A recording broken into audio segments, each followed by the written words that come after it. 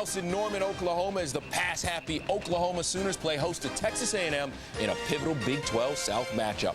And Aggies coach R.C. Slocum looks to grab career win number 100.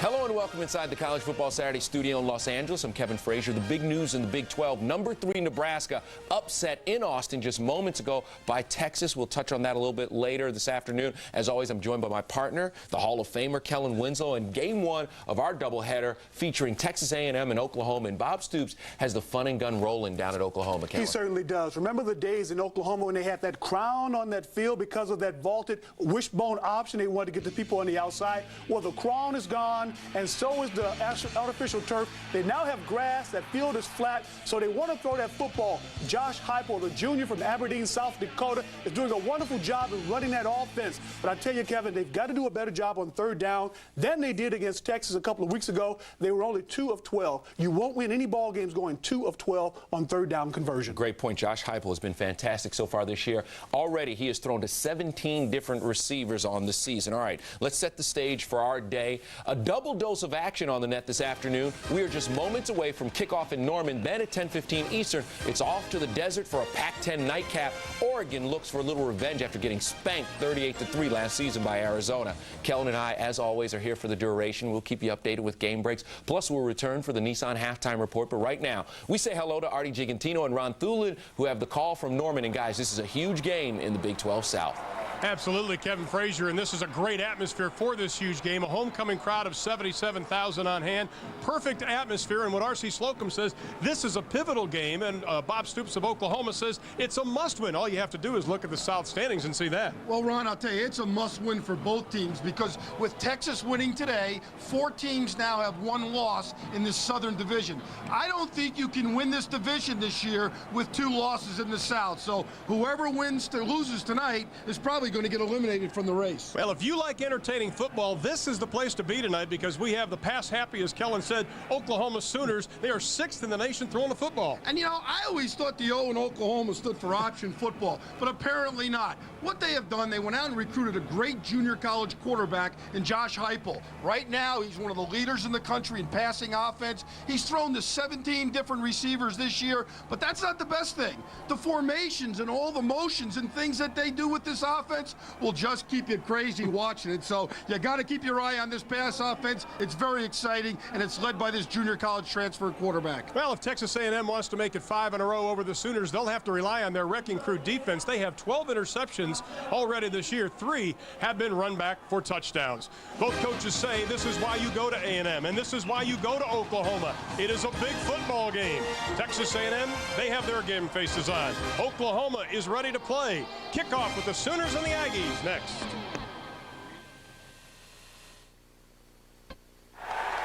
As the Sooners take the field, Texas A&M knows in order to beat Oklahoma, they'll have to establish a ground game. But Eric Clemens, the 3rd member of our team, they're playing 1 player short tonight. They certainly are. Dante Hall didn't even make the trip. He has a sprained ankle, but it's amazing. Eric Bernard is even here. The Tulsa native in 97 tore his right ACL, 98 tore his left ACL, and it's amazing he's expected to pick up the slack tonight for Coach R.C. Slocum. We'll keep track of his progress throughout the game, but right now, guys, they're ready to kick it. R.C. Slocum knows just how important this game is tonight, and he was noticeably concerned last night as we talked with Coach Slocum because he knows that this is a very powerful team as they kick off to Oklahoma, the number 4 NCAA kick return team in the country. This is Jarrell Jackson, right side, plenty of room to the 50, to the 40-yard line for Jarrell Jackson. That is his career long in returns, and 52 yards for the Oklahoma Sooners, and they start out with a bang. And you know what? Brandon Daniels is the guy that they were concerned with. They didn't kick it to him, so they give it to Jackson. And Jackson literally goes untouched up the right sideline. What a way for Oklahoma to start this game. Well, we talked to R.C. Slocum about OU's kickoff possibilities and their ability to return kicks, and he said, we've been practicing on it. We are concerned, and that is why. Michael Thornton in the backfield. Josh Heupel, expect to see him in the shotgun a lot tonight. He is over center, 3-step drop in the south block, throws it out on the right flat to Trent Smith for a Dr. Pepper game break. Let's send it to Kevin Frazier. We told you about it. Now let's let you check it out for yourself. Fourth quarter, 2017, Nebraska leading Texas. Major Applewhite swings it out to Mike Jones. 17 yards later, he's in the promised land. Longhorns win 24-20. Huge upset. Oh, that was, Kevin Frazier. Major Applewhite had a great second half in that football game. And it was the third time in a row now that Texas has beaten Nebraska. Second down and 2 for the Sooners. They try the right side. They get the first down with Michael Thornton, the 5'5 senior out of Dallas, Texas. And there is the Oklahoma quarterback, Josh Heupel, the junior. He's a transfer from Snow Junior College in Utah. This is an air attack that averages 336 yards a game. This young man, very confident and very poised, and that is why that their offense can roll up more than 400 yards a game. He is clearly the engineer of this offense. You're going to see him call 75% of the plays at the line of scrimmage in an audible. A little play action pass. He's being hit. Throws in the right side. It is incomplete. Ron Edwards on the coverage. And the Oklahoma offense on the line. Stocker McDougal at right tackle. He's going to have to protect Heupel from that wrecking crew rush. And at wide receiver, we've already seen him with a kickoff return. Senior Jarrell Jackson leads the receiving corps, 5 of which played previous or different positions prior to this season. 8 first-year players have caught passes for Oklahoma. Heupel at 6'2", 208 pounds, and as Kelly Winslow mentioned, out of Aberdeen, South Dakota, coach's son. Thornton left side of the wrecking crew defense is there to drop him for a loss of 4. Roy Lynn Bradley coming from that linebacker spot to make the stop as we take a look at Texas A&M's defense, number 8 in the country. Rocky Bernard, the junior out of Baytown, Texas, leads the defensive line in sacks. At linebacker, Cornelius Anthony. He's the cornerstone of the defense. And in the secondary, they are experienced. 105 games starting, led by Michael Jamison at strong safety. 2 interceptions for a touchdown already this year. One of the few times this year now, Oklahoma's lined up with 2 backs in the backfield. And we have penalty flags thrown. Heupel going in the corner of the end zone, and it'll be incomplete. Intended for Damian Mackey, the redshirt freshman out of Union City, California. We'll have to see what the flag is. Heupel has been able to draw teams off sides, and already a couple of times this year, after drawing them off sides, he's thrown touchdown passes. And you know what happened that time is this year they have not been underneath the center very much with the quarterback. And the coaches were telling us last night that they were concerned about that because 80% of the time Oklahoma has lined up in a shotgun. And you're going to see a little bit of movement there by a couple of those defenders. Roland Bradley, number 40, jumps off sides first. He's got to look at the football when you're playing against this offense, not listen to sound. Now from the shotgun on 3rd and 7. Heupel over the middle. Pass is incomplete. Intended for Michael Thornton, who stands just 5'5" but weighs 187 pounds, and Oklahoma will be faced with a 4th down, and they will be kicking the field goal. Oklahoma has made a living this year of starting fast in the first quarter, and it's set up by the great kickoff return team. Fletcher the holder. Duncan will attempt the kick. It's spotted at the 29-yard line. Now we have to remember tonight, Ron, that Fletcher's an ex-quarterback, and he'll fake it as he does here. Fletcher rolling out to the right, looking for the yardage stick. Dives forward, and he gets it.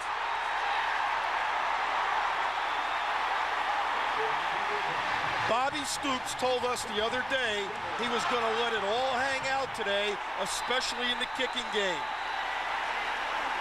Patrick Fletcher, the junior out of right here in Norman, Oklahoma, with the fake. And they get the first down. He's a quarterback. He's athletic. Why not? He takes off, gets around the right side of the offense, and dives for the first down. That's a good call because what it does, it keeps the momentum of the drive going. You're going to see Fletcher. It's a good fake. He gets up, and A&M right up top here is completely fooled. And you know, that is surprising because a couple of weeks ago, Fletcher threw a touchdown pass to the kicker, Tim Duncan, on a fake. Fletcher did a great job just ducking because Bob Stoops saw the wrecking crew defense closing quickly on him. And we have an injured player down for Texas A&M.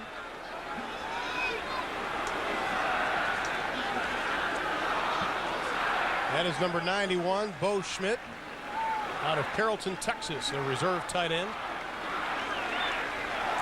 And he is going to be led off the field, favoring obviously their right leg. But a big first down for the Oklahoma Sooners, courtesy of that young man. Oklahoma wanted to run an offense when Bob Stoops took over that not many people do here in the Big 12. In fact, nobody. Well, they're doing it because this is an offense that no one else runs. Heupel, pass is complete. Jarrell Jackson out of Houston, Texas. Yates High School product. And the Sooners are knocking on the Aggies' door. A pickup of 9 on the play. Jarrell Jackson that time ran a curl pattern to the inside. The ex-basketball player out of Houston, as you said, Ron, has bounced around in this program, but he has found a home at the wide receiver position and a kick return position. 2nd down and 2 for the Sooners. 3 wide receivers to the left. Heupel, quick pass. Brandon Daniels fighting his way for the first down, and the Oklahoma Sooners will have 1st and goal to go. Daniels, the former quarterback, has played just about every position on the field in his career here at Oklahoma, but he's finally found a home. Well, he's been a quarterback, and he started as a sophomore at safety, but he's the inside man to the right of your screen. Heupel just throws the ball out on a quick screen, and Daniels cuts back against the grain up inside. That is almost a running play, but you get it started by throwing the ball. And you can see the red zone success of the Oklahoma Sooners. Touchdown, Oklahoma!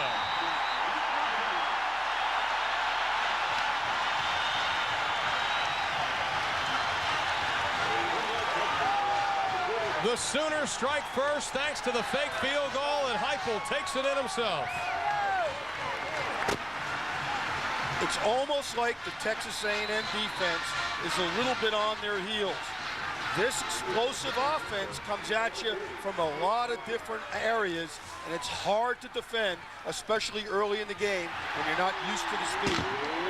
Tim Duncan, a perfect 25 for 25 in point afters, and he is good tonight. Heupel following the block of number 60, Matt O'Neill, and the Sooners strike first. College Football Saturday on Fox Sports Net is brought to you by Texas Instruments, the world leader in DSP and analog setting the digital world in motion. And by the people inspired to build vehicles for your mind and heart. Nissan, driven. And that's the statue of George Lincross. He was the 16th president of the University of Oklahoma, who passed away this past spring. And inside Owen Field, the Sooner faithful, sellout crowd of 77,000, like the beginning of the game so far. Oklahoma leading 7-0. Kickoff bounding around, picked up by Bethel Johnson. Little bit of running room up to the 25-yard line. For a Dr. Pepper game break, we send it to our College Football Saturday studios with Kevin Frazier. Guys, 4th quarter, 31-25. Penn State leading Purdue. One last chance for Drew Brees and crew on 4th down. Brees throws it out of the end zone. There goes his chances to win the game. And now I wonder, Artie, is he done in the Heisman race also? Kevin, there is no question in my mind Drew Brees is right in the middle of the Heisman race. In fact, each weekend, he gets a little bit higher on the ladder. They give it to Jamar Toombs, try on the left side, and the Oklahoma defense swarms them after a pickup of about 3 on the play. 11:23 to play. We're at Memorial Stadium in Norman, Oklahoma. Along with Eric Clemens and Artie Gigantino, I'm Ron Thulin.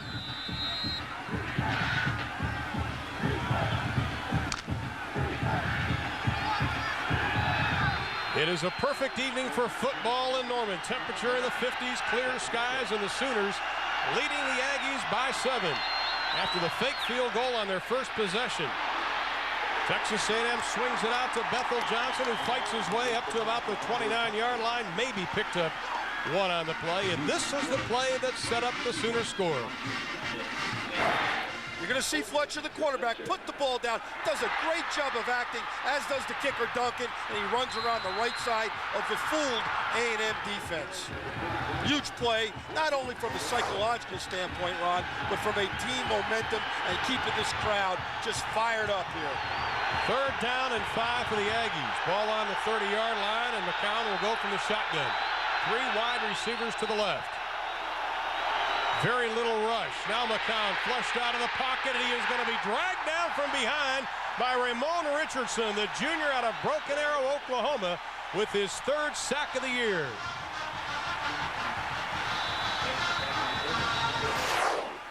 Matt Bumgarner, number 81, was wide open over the middle here, but he could not get the ball to him. He was looking down the field, looking to throw the ball deeper, and old Matt saying, hey, throw me the ball. That is a covered sack that time by the OU defense. And this is a big, big injury for the Oklahoma Sooners. Ante Jones, who got the starting nod at strong safety. He was injured earlier this year, got in the coach's doghouse for a while, finally gets a start, the junior out of Homestead, Florida, and he is down on the turf. And you know, last year he was 2nd in the Big 12 in tackles behind Dat Wynn from Texas A&M. So he is a valuable football player when he's playing and when the coaches are happy with him. But Bob Stoops has brought some discipline to this Oklahoma program now, and you're going to do it his way or you're not going to play. And he set down the law right away when he took over here at the University of Oklahoma. Number 30, Matt Mayhew, the sophomore out of Midwest City, Oklahoma. Great football heritage at Midwest City, just outside of Oklahoma City. He is checking into that Oklahoma defense. One thing with Oklahoma's defense, and Mike Stoops and Brent Venables talked to us yesterday about it, they aren't very deep. He says, we've got to rely on our top 11 guys. We don't go very deep. Right, they've got a bunch of young players as we look at Mike Stoops right here, who is the associate head coach and co-defensive coordinator. And his brother, obviously, Bobby Stoops, is the head football coach. But he knows to lose a guy like Ante Jones is going to hurt him. And look for A&M now, when they get the ball again, Ron, to challenge down the field more. Because that's something they want to do in this game, and that's something they got to do in this game to stay in it and make some big plays against the Oklahoma defense. Well, that Oklahoma defense has struggled. They've forced only 1 turnover the last 2 games. They're currently 97th in turnover margin. As we look at the best punter in NCAA, Shane Leckler of Texas A&M. He will be the closest thing in the last 5 or 6 years to a first-round draft choice in the kicking area. I would take him in the first round if I were somebody. Leckler gets out a boomer. During the Texas Tech game, he averaged better than 50 yards a kick. This one will have no return. A 43-yard attempt, but 0 on the return. And Bob Stoops and the Oklahoma Sooners will take over on their own 29-yard line, leading 7-0.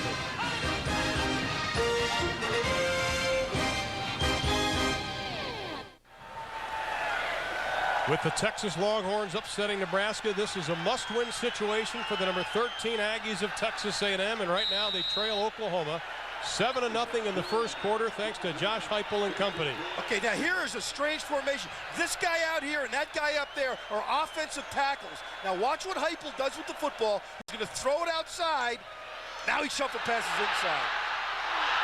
The spin move by Thornton. He keeps his feet as he crosses the 40-yard line. They've run it 4 times versus Texas with marginal success. That was successful. Eric Clemens, you have some injury updates for us. Yeah, a couple of injury updates for you. Ron Boschmidt, the guy who was injured on that fake field goal by Oklahoma, sprained his right knee. They're icing it down right now. He might actually be able to return. And backup strong safety Jeremy Weisinger had a stinger during pregame warm-ups. He will not play tonight. Weisinger, the former Colorado Reserve quarterback. Heupel swings it out, right side. Plenty of running room for Curtis Fagan. Another Oklahoma first down.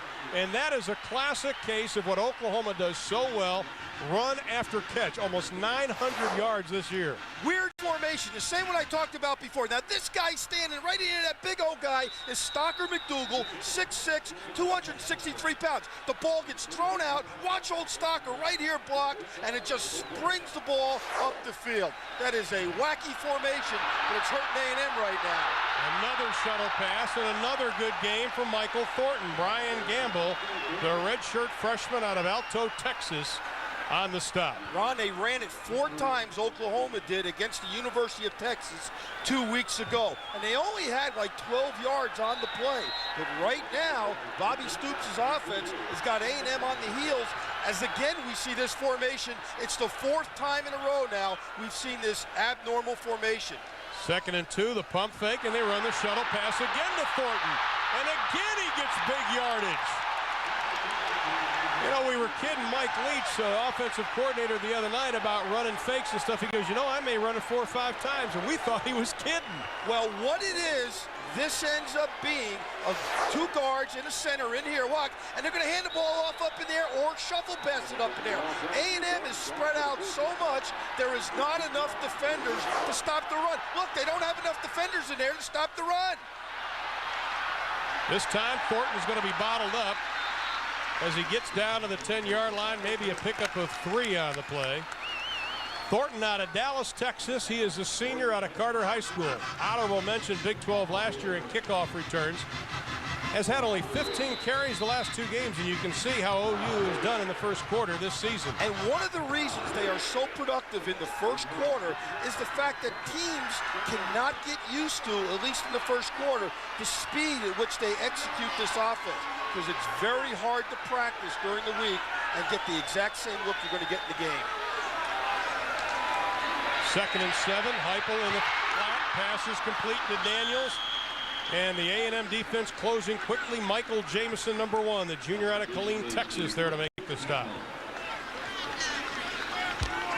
There is Mike Hankwitz, the defensive coordinator, who likes being on the sideline so he can see his players' eyes. And Mike Hankwitz said, you know, all year long, and R.C. Slocum told us the same thing, we have not seen an offense like this that gives you the variety and the multiplicity that this Oklahoma offense does. From the left hash mark, 3 wide receivers to the left, 1 to the right. 3rd and 4, Heupel changing the play. He's calling out to his offensive players. You see everybody adjust their formation. Here comes A&M, throws it into the end zone. Touchdown, Oklahoma! Curtis Fagan with his first career touchdown as an Oklahoma Sooner.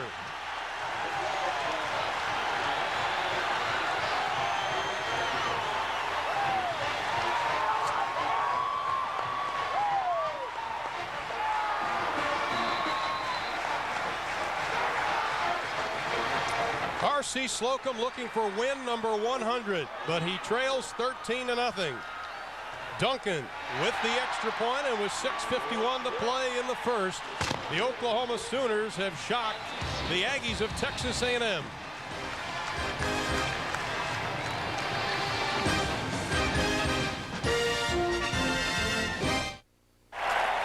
The Oklahoma Sooners have not had a winning season since 1993. They last won a league title in '87, and Bob Stoops' squad goes 71 yards and 255 thanks to this man's touchdown catch. And they have a 14-0 lead as they look for their 4th win of the year. A little pooch kick by the Sooners. Right at the 30-yard line, no return. And let's take a look at that touchdown once again. Josh Heupel with the TD pass. Okay, you're going to see Heupel here. You're going to see Fagan, who's in the slot to the right of your screen. He runs a flag route right at the flag at the end of the end zone, reaches up, catches the ball over the outstretched arms of Cedric Curry. Now, there was a little confusion on the A&M secondary part, but Fagan got behind Curry on the touchdown. That is the 13th Sooner to catch a touchdown pass this season. We talked about Heupel spreading the ball around, and he does it also on scoring drives. But the Aggies 1st and 10 from their own 30-yard line, and Randy McCown will go from the shotgun. Bethel Johnson in motion. Looking for Johnson. Going deep down the sideline. Complete to Johnson. They'll mark it at the 31-yard line of the Oklahoma Sooners, a pickup of 38 on the play.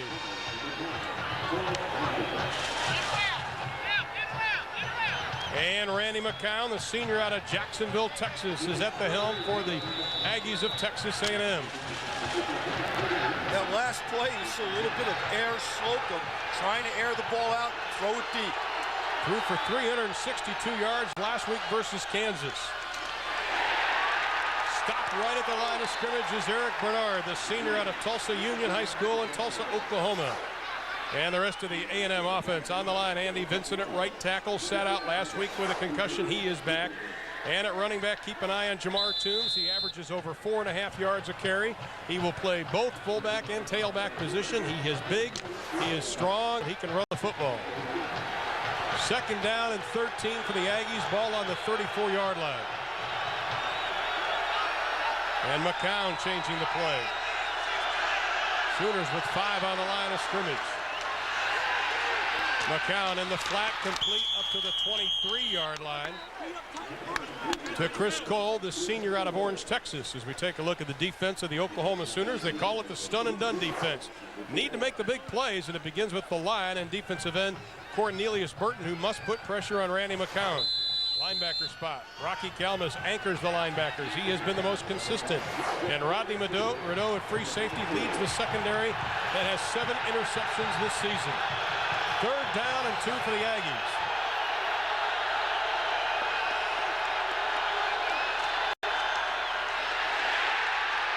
The second effort by Jamar Toombs. The Sooners like the results. And Ron, I can't see perfectly from up here, but it does not look like they made it. And R.C. Slocum is going to elect to go for a field goal here. And that's a smart move by R.C. Slocum. You're going to see the interior line here, led by 94 Ryan Fisher, the nose guard, stack things up, which allows the secondary, led by Rodney Rideau, to get over the top and make the play. Oklahoma that time played an 8-man front, and you saw the safety make the hit, just like you draw it up on the chalkboard. Leckler will hold it at the 29. Kitchens field goal, the 5th block. The 5th field goal attempt by Kitchens that has been blocked this year. William Barty, the senior out of Daytona Beach, Florida, came up with the block.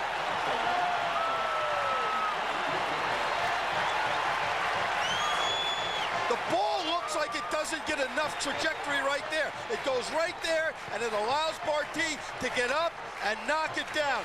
Barty has a 37-inch vertical jump, which is why people think he is going to be one of the first defensive backs taken in the draft this coming year. 37, Ron, is really getting up there. That's some hops, and look how far off the line of scrimmage he was when he blocked it. But Kitchens has had problems with low trajectory, and he did there. This time, the Wrecking Crew defense is there to drop the Sooners for a 3-yard loss. Reggie Skinner on the carry. And that Oklahoma defense bent, but they did not break with 4:42 left to play in the first. But that's also part of playing good defense. When they try to kick the field goal, knocking the thing down.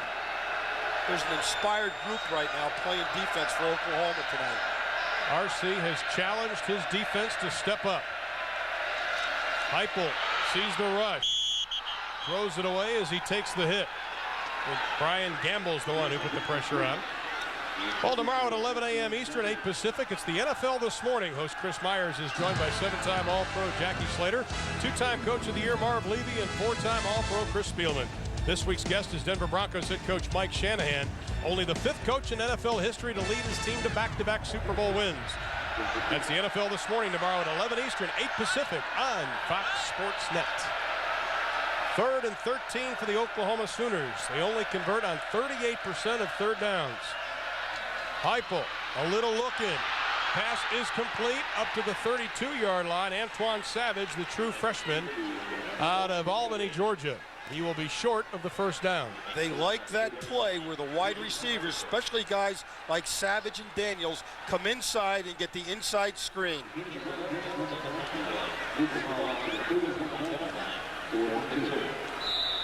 We welcome you to the Big 12 showdown at Oklahoma's Memorial Stadium, Owen Field, with the number 13 Aggies of Texas A&M and the Sooners of Oklahoma. And Oklahoma leads 14-0 along with Artie Gigantino and Eric Clemens. I'm Ron Thulin. We're glad you're with us. Another fake, straight up the middle, Luttrell. Look out, to the 30, to the 28-yard line. Seth Luttrell.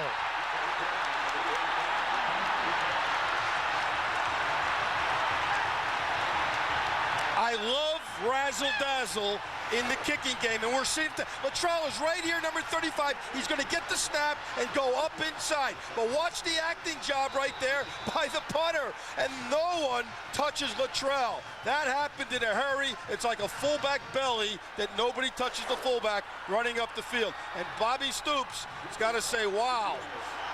His cupboard is going to be empty after this game. He's emptying it. 41 yards on the fake. Luttrell, the son of former Sooner fullback Jim Luttrell.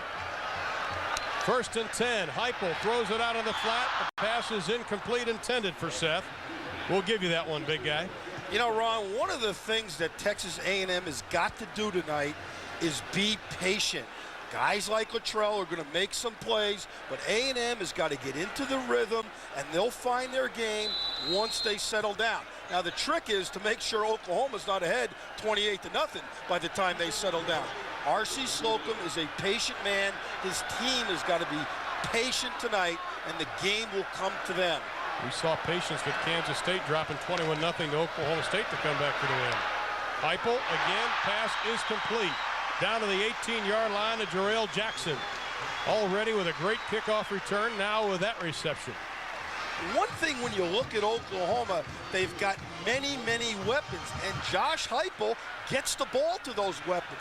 11 completions out of 15 attempts for 110 yards, and not many mistakes so far, not only in the execution, but his ability to audible at the line of scrimmage, which is why they like shotgun. It gives him a chance to audible, and he can see the entire defense. We had a chance to spend some time with Heupel yesterday, and there was very little doubt that Bob Stoops knew this kid was going to be a good quarterback because he loves to watch film. In fact, when he came here on his recruiting visit, he watched tape for 3.5 hours with Mike Leach, the offensive coordinator. Well, he wanted to be in the right system for him, and I think that's the right way to make a decision for a young man coming out of high school or junior college.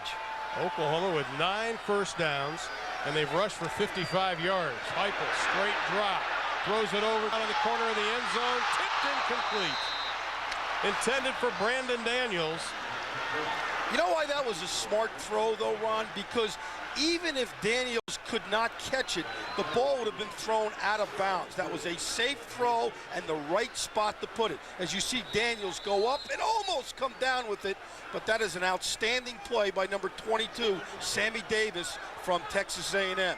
The young freshman who they think is going to be a superstar here someday. And you look at this formation, this is called the spread formation with 2 wide receivers to each side. From the gun, Heupel just lets it out of the flat, complete. Running room. Down to the 5-yard line, Michael Thornton. Brandon Jennings finally bringing him down, and Thornton's having a big game. And Artie, what we saw there is Heupel from the shotgun, but then he takes 3 or 4 step drop after that. Well, he gets back deep, but you see the ball thrown out to Thornton. Thornton's like a little spark plug. He's only 66 inches tall. He's 5'5½". He's hard to bring down in the open field, but he is a running threat, and he is a pass-catching threat. And he's dangerous, obviously, in the open field. Oklahoma with more than 3 times as many yards as the Aggies. First down and goal, ball is on the 7. Inside of 2 minutes in the first quarter. Heupel, plenty of time, over the middle, pass is complete to Jackson. Down to the 2-yard line. Now we saw Ante Jones of the Sooners go down earlier this evening. Eric Clemens, how about an update? Well, Ron, I saw a very upset Ante Jones as the cart came out to the field to take him off the sideline, so the news apparently not good. The official word is he has a right knee injury and won't play in the game. Unofficially, it looks very serious because Jones left this field in tears. Ron? That really hurts the Sooner defensive secondary. Second down and goal, ball is on the 2. A&M bringing a bunch of people. Heupel keeps it. Rolling, looking, and does a nice job just grounding the football intended for Luttrell. Brandon Jennings is the one who really put the pressure on from that free safety spot. And a bootleg type pass, and it's something that Oklahoma does not do a lot. But as you said so accurately, it was an intelligent play by Heupel of throwing the ball away because he had nowhere to go. Wow, what a nice night here in Norman, Oklahoma for 2 good college football teams in a great matchup here in a beautiful setting. Sooner fans have waited a long time to play a big game against a big-time opponent. They have their opportunity now. Luttrell and Thornton in the backfield. 2-back set. Aggies showing 6 on the line. Again, Heupel, 2 to snap it. Gets it off, keeps it. The southpaw rolling. Gonna have to do something. Throws it into the corner of the end zone, and it is incomplete. Antoine Savage thought he had it. Heupel thought he had it. The reason that they're running bootlegs down in this area, there's not enough room in which to operate to execute this spread passing game with the end zone being only 10 yards deep. And you're going to see Heupel get outside, put the ball perfectly on the money, and boy, that's close. That's awful close. You have to have 1 foot in bounds when you get possession of it. The fans just saw the replay on the Jumbotron. They don't like it. And Tim Duncan, already with 1 fake field goal, will try another. He's 4 of 4 on the year. The chip shot is good, and we have a penalty flag thrown. Now the fans continue their booing. Duncan 5 of 5 on the year. See what the penalty is. Disregard the flag. The kick is good. And the Oklahoma Sooners on the board again, and Bob Stoops pulling all the tricks out of the bag. Trick-or-treating isn't for another week. He's got the tricks, and he's treating the fans to plays like this.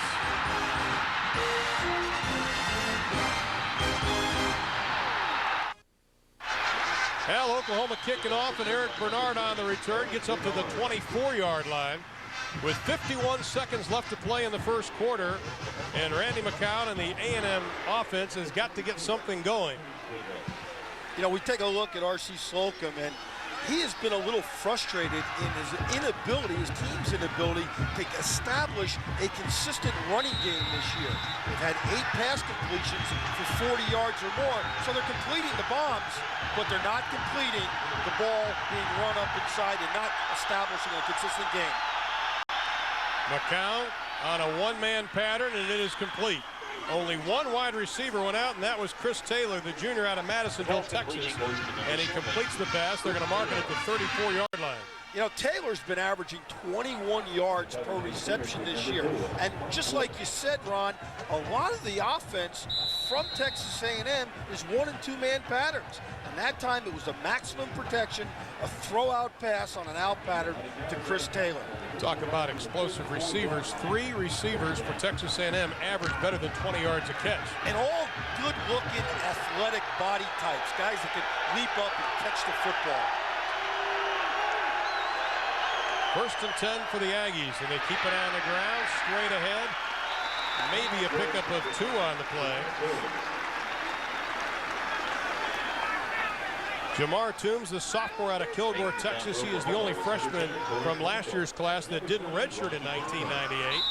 They say he's down to 257 pounds already. I don't believe that. I don't believe that either. They list him at about 265. He looks like more like 270 to me.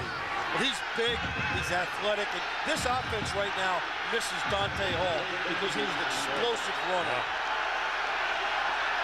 On 2nd and 8, play action, McCown. Pass over the middle. Pass is incomplete. Intended for Leroy Hodge, the senior out of Rosenberg, Texas. College football Saturday next week.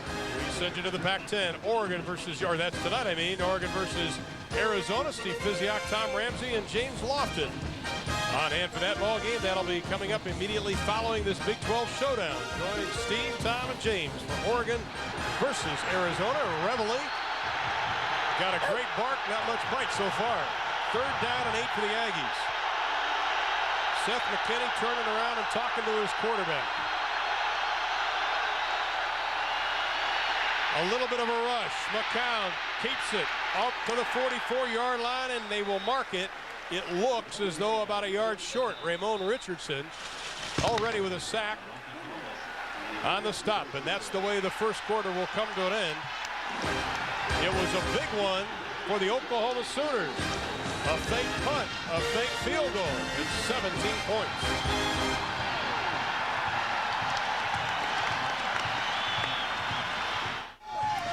Oklahoma leading A&M as we head to quarter number 2, 17-0. And it has been a game of special teams for the Oklahoma Sooners. And the timing of the calls have been just perfect as we see Fletcher get outside and get the first down to continue the first drive of the game. Barty gets up and just slaps the ball out of the stands, out of the air, and Luttrell gets the ball on a fake and runs right up the middle of that A&M punt return team. Perfect timing by Bobby Stoops and his staff on the calls, especially of the 2 fakes. Well, Jarrell Jackson is back to receive Shane Leckler's kick. He is just 7 yards away from 1,000 yards in his career as a punt returner, which will be the best in Sooner history. He's not going to get it on this kick. Rolls out of bounds at the 16-yard line for Leckler. Had a 43-yard effort on his first one, 39, and Shane's having, for him at least, not a very good night. And the ball died a little bit in the air, and R.C. Slocum loves his punter because he knows he can depend on him, and he's confident to put him in the game in any punting situation and say, hey, we'll come out okay, which is why they lead the nation, A&M does, in net punting. Shane Leckler's standards are higher than anybody else's. Oh, and Bob Stoops took over. He said, this is not a rebuilding year. We are going to win right now. And that's what you have to do, I think, when you take over a program, because you owe it to the players in the program. Reggie Skinner, the lone setback. Heupel has it swatted away. Pass is incomplete. Jay Brooks is the one who got it from the quarterback spot, the sophomore out of Killeen, Texas. Brooks gets up in the air and times it perfectly as he knocks the ball down. He's only 5'9", but he's an outstanding athlete, gets up and swats it away. Heupel had better be careful because the next time Brooks will intercept that one and run it in. Even Josh will admit he doesn't have the strongest arm. And he knows he has to be careful. Sooners will keep it on the ground, right side, a little bit of running room as they cross the 20 up to the 21-yard line. Pick up a 4 on the play for Reggie Skinner, the senior out of Claremore, Oklahoma. Only 8 rushing attempts coming into tonight. You know, coming into this game, Oklahoma had only run the football 112 times this year, which is last in the Big 12 in rushing attempts. They'd averaged 4.2 yards per rush, but they'd only attempted 112 times. Well, per rush attempt, their average as far as that is 3rd in the Big 12, but still they're not running the ball like they used to. 3rd down and 5 from the shotgun. Heupel has some time over the middle. Savage, the true freshman. He is probably the best receiver with a great future here in Oklahoma. Pick up a 15. You talk about perfect timing. They are in sync in this passing game as you see number 6, Savage, run a skinny post, and Heupel put the ball right on the money. That is just throw and catch, just like you do in practice. Oh, yeah. 6 receptions for 100 yards versus Texas a couple of weeks ago. Oklahoma did not play last week. They had a bye week, which came at a great time. Look for the little trickery. There it is. A little play flicker. Savage knocked out of bounds, but not before he crosses the 45 down to the 41-yard line. A pickup of 13. You know, it's unbelievable how much trickery they're doing tonight, but the way they're executing it. Now watch what happens. Jackson just flips the ball back. The good old Savage, that's something you would do in the playground. When you were a young kid, just flip the ball back to somebody. Perfect timing and perfect execution by this Oklahoma offense. Wow. Another first down.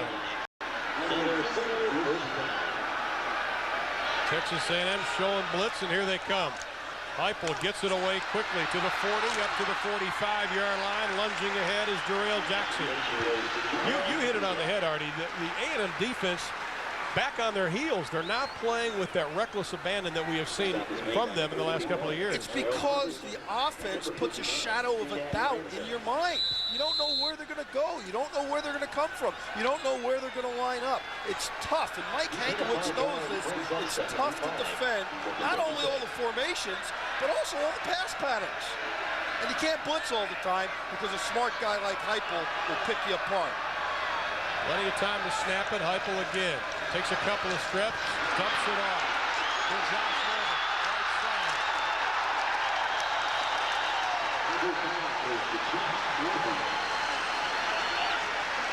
Pickup of 13 for Fagan on the play.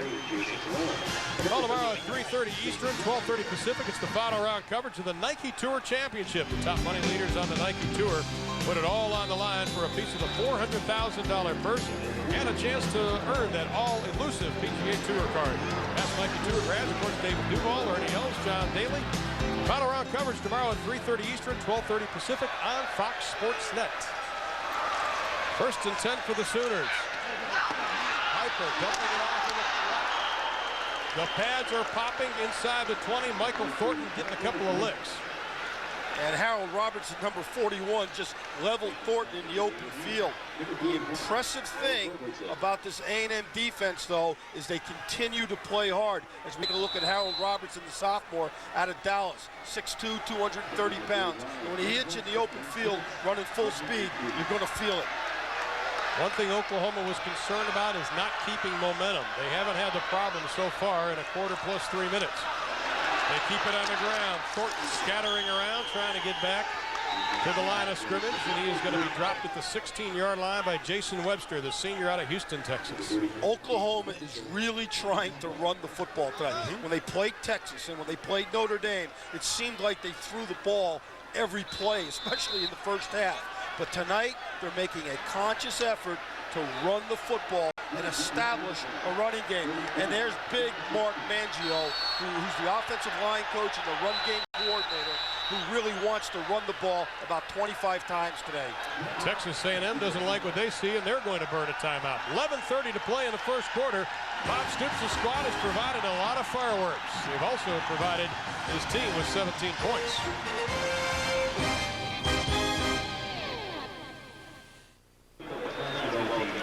Well, the Sooners coming off the first 5-year period without a winning record in school history. But they have been impressive this year, losing only to Notre Dame. They had a lead, losing to Texas, in which they had a lead.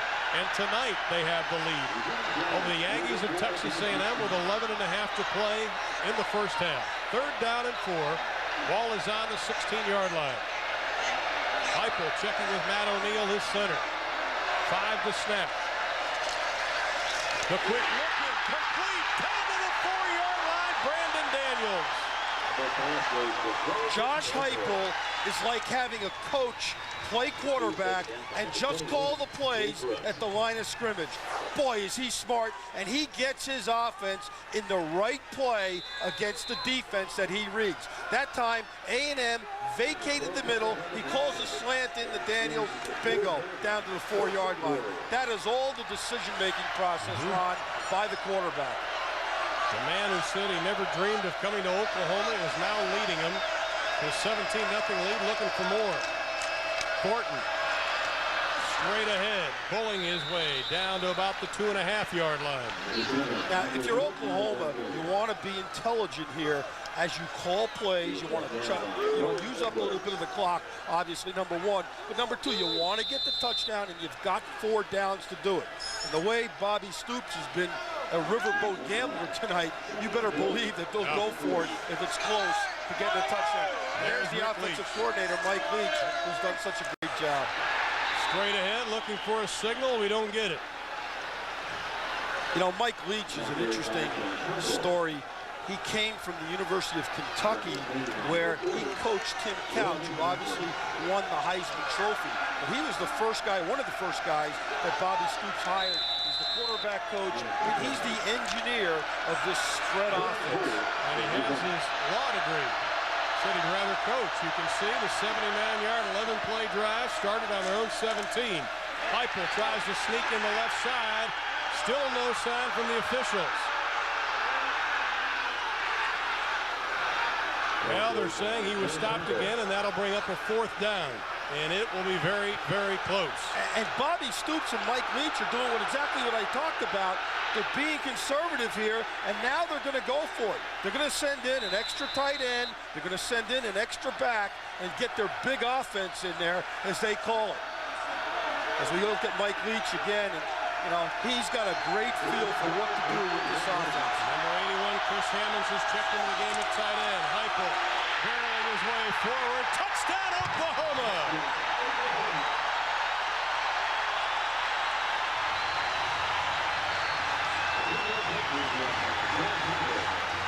Second touchdown running the football for Heupel this evening.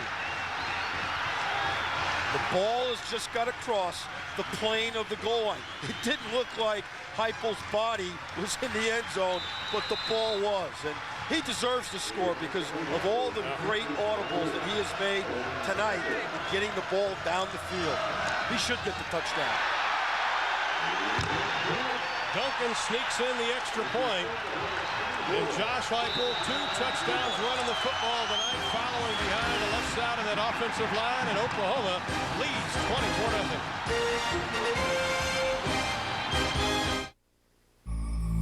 In Texas, there are places without fences, without limits, without boundaries.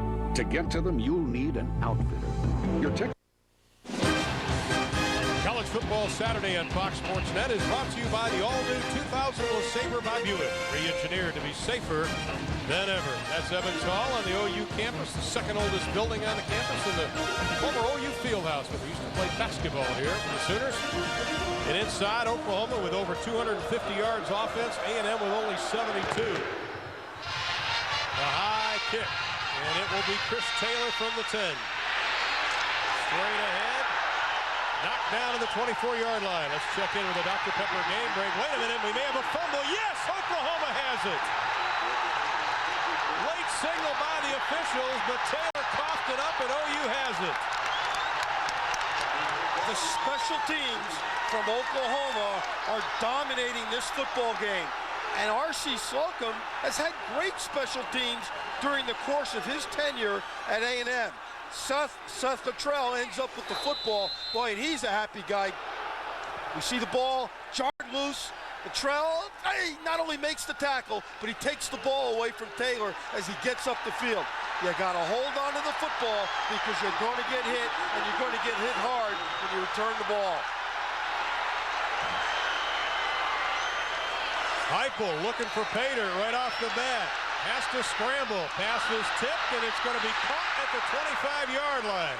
That is the original line of scrimmage. Now for a Dr. Pepper game break. Let's send it to Kevin Frazier at our College Football Saturday studios. Guys, more wild games with Nebraska losing the Big 12 North leaders, Kansas State. They were down 21-0 to Oklahoma State, score 44 unanswered points to win big today. Let's go back to Norman. And we got a wild one here about an hour and a half south of Stillwater. Jarrell Jackson wide to the left. They keep it on the ground with Reggie Skinner. Breaks one tackle. Down to the 13-yard line and another first down for the Sooners. Their 15th first down of the first half. Stalker McDougal right here. He gets two blocks. He blocks down, but then he comes off and he holds a linebacker. But you know what? Nobody calls it. And that's what ends up freeing Skinner up the field. A great job by the potential first-round draft choice at a Navarro Junior College. Stalker McDougal. 6'6", 363 pounds. Sooners first and 10 from the 13. They keep it on the ground again with Skinner. And you know what? They run it right behind McDougal again, and so would I, because he's huge and he can move mountains and men. He does it all. Look at him. See the time of possession, +8, almost +9. Now, Oklahoma, the last two games have been -10 on time of possession. Not tonight. Well, you know, just because they don't run the football very much, I'm talking about Oklahoma, doesn't mean they can't dominate the time of possession, because what they do, they throw and catch, and they keep the ball in bounds. Well, when Leach was offensive coordinator of Kentucky, they led the SEC in time of possession. Heupel seeing a rush, throwing deep, looking in the end zone, pass is incomplete, intended for Brandon Daniels. That might have been Heupel's worst pass of the evening. And I don't know if he just felt he was covered and he threw it away, or it just got out of his hands. Got away from him.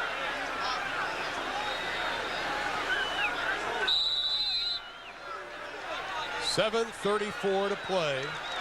Leach, Cale Gundy, former OU quarterback, to your right of your screen. Third down and 6. Ball is on the 10.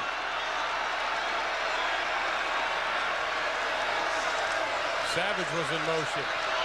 Heupel, plenty of time, rifles the pass, but it is going to be knocked down by Jason Glenn, the junior out of Houston, Texas. And is his first pass breakup of the year. And the Sooners will be forced to kick the field goal. And a moral victory here for the Texas A&M defense. OU has to take every opportunity given them to put points on the board. They have another one now with 7:28 to play. The ball is down, Duncan's kick, and he remains perfect on the year. Tim Duncan with the field goal following the fumble on the kickoff, and Oklahoma leads 27-0. It's Comeback Saturday across the nation, and we've got scores and highlights of all the upsets and big comebacks coming up on the Nissan Halftime Report. Plus, Kellen Winslow will have more on the Longhorns' big upset at number 3 Nebraska. It's all ahead at the half, but right now I want to know, Artie, can Kansas State win the Big 12 North? Absolutely, Kansas State can win it. I think that Nebraska is still going to be a huge, huge obstacle for them. But I love, Ron, Kevin and Kellen, the resiliency of Kansas State, the way they come back. November 6th is when those two teams meet. Jason Webster crosses the 20 up to the 25-yard line, and that's where the Aggies will begin play. As we take a look at our national game summary, Heupel 183 yards. He threw for a touchdown. He rushed for a couple more. The OU special teams, they blocked a field goal. They've faked a punt, faked a field goal, recovered a fumble, and Eric Bernard, one rush.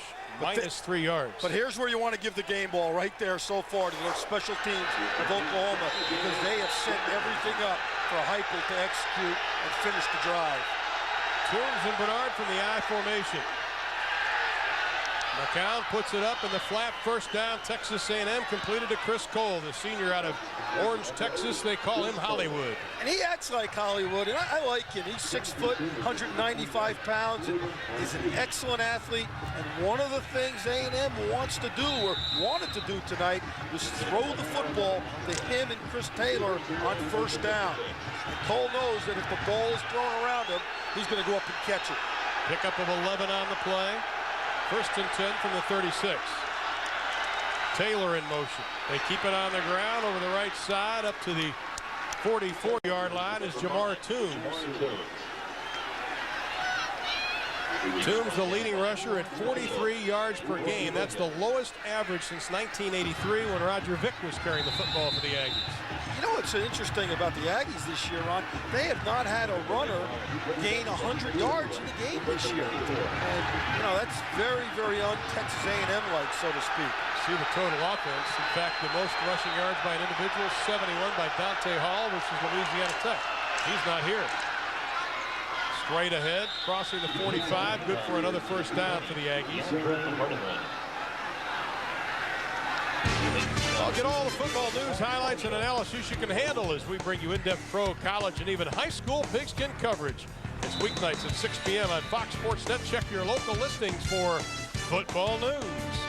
And the news tonight, the Aggies are getting beat 27-0, 6-22, and that young Sooner fan, part of the sellout crowd of over 77,000, enjoying what they see. Texas A&M putting it up on first and 10. They're going deep. Has a man incomplete, intended for Leroy Hodge. And we have a penalty flag. Roy Williams doesn't like the call. The redshirt freshman out of Union City, California. Al Dowden, our referee this evening. The ball was in the air a long time, and when the ball is in the air a long time, there's always some pushing and shoving. And in this particular case, Williams gets flagged for it.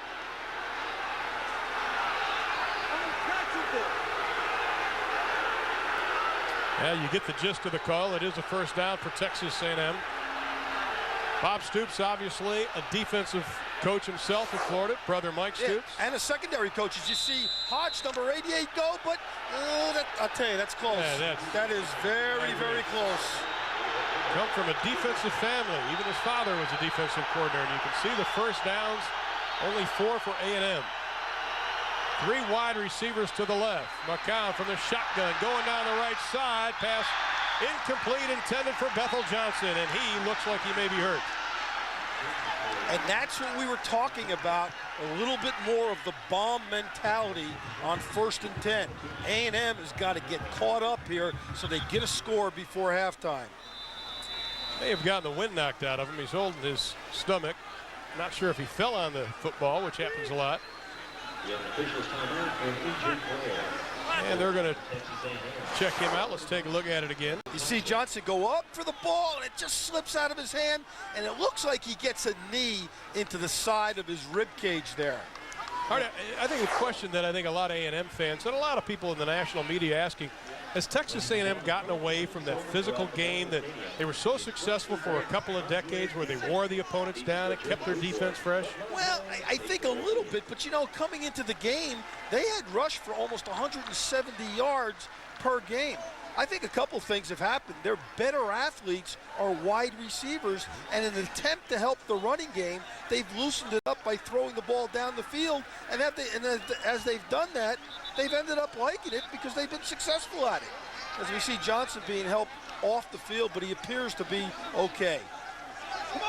Randy McCown of R.C. Slocum's there. Slocum on record price throwing the football. You know, they have completed this year, Texas A&M has, 8 passes of 40 yards or more. Now, sometimes in the R.C. Slocum tenure, that didn't happen in the entire year. Now they're saying it's a hit pointer for Bethel Johnson. They should be back. A&M 2nd and 10 from the Sooner 37, and the officials are blowing the whistle. The play clock was at 9, and there's going to be a timeout charged to the Sooners, and we'll keep it right here. 6:01 left to play in the first half. OU's done just about everything. But we still have plenty of football coming your way next Saturday. An exciting day of college football. Most of you will see number 20 East Carolina, a winner today, versus the Cougars of Houston. And number 3 Nebraska travels to Lawrence, Kansas to take on Terry Allen's Kansas Jayhawks. The Jayhawks a big winner today over Missouri. Nebraska looking to rebound from their loss to Texas. And we all get it underway at 3:30 Eastern time right here on Fox Sports Net. Check your local listings, and we hope you will join us. One great thing about the Big 12 this year is the race is not going to be decided probably until the Thanksgiving Day weekend, because it is close. There's a lot of equal teams, a lot of outstanding coaches, and obviously some outstanding players. It's almost a conference of defense this year. Well, the Big 12 North also a big dog race today. Kansas State winning this afternoon, beating Oklahoma State up in Stillwater, and you can see the updated standings. Nebraska now drops into a tie for Colorado, who slipped by Iowa State today. So it is still anybody's ball game in the North, and who will be in San Antonio for the Big 12 championship game? I think you're right. Won't be decided for a couple of weeks. 2nd and 10, I formation, 1 receiver to the left. The one-man pattern again. McCown going deep. Has the man. Touchdown, Texas A&M. Chris Taylor, the junior from Madisonville, Texas, his 4th of the year. It covered 37 yards. Well, the soft-spoken ex-quarterback reached up and grabbed the football out of the air. And that's the thing that we were just talking about, the momentum and the confidence factor that A&M needs to put them right back into this football game. Randy McCown is so resilient, so gutsy, you don't count him out in a football game. And he showed it there. So A&M getting on the board, and A&M looks like they're going to be going for 2. McCown stays in the ball game.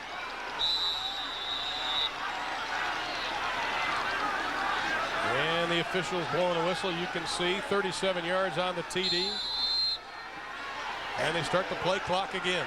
And this, I agree with this decision by Steve Craigthorpe, the offensive coordinator at R.C. Slocum. Get points while you can. 2 wide receivers to the right, 1 to the left. Toombs the lone back. McCown has it tipped, and it'll fall harmlessly incomplete. Tipped by Torrance Marshall, the junior out of Boonville, Missouri.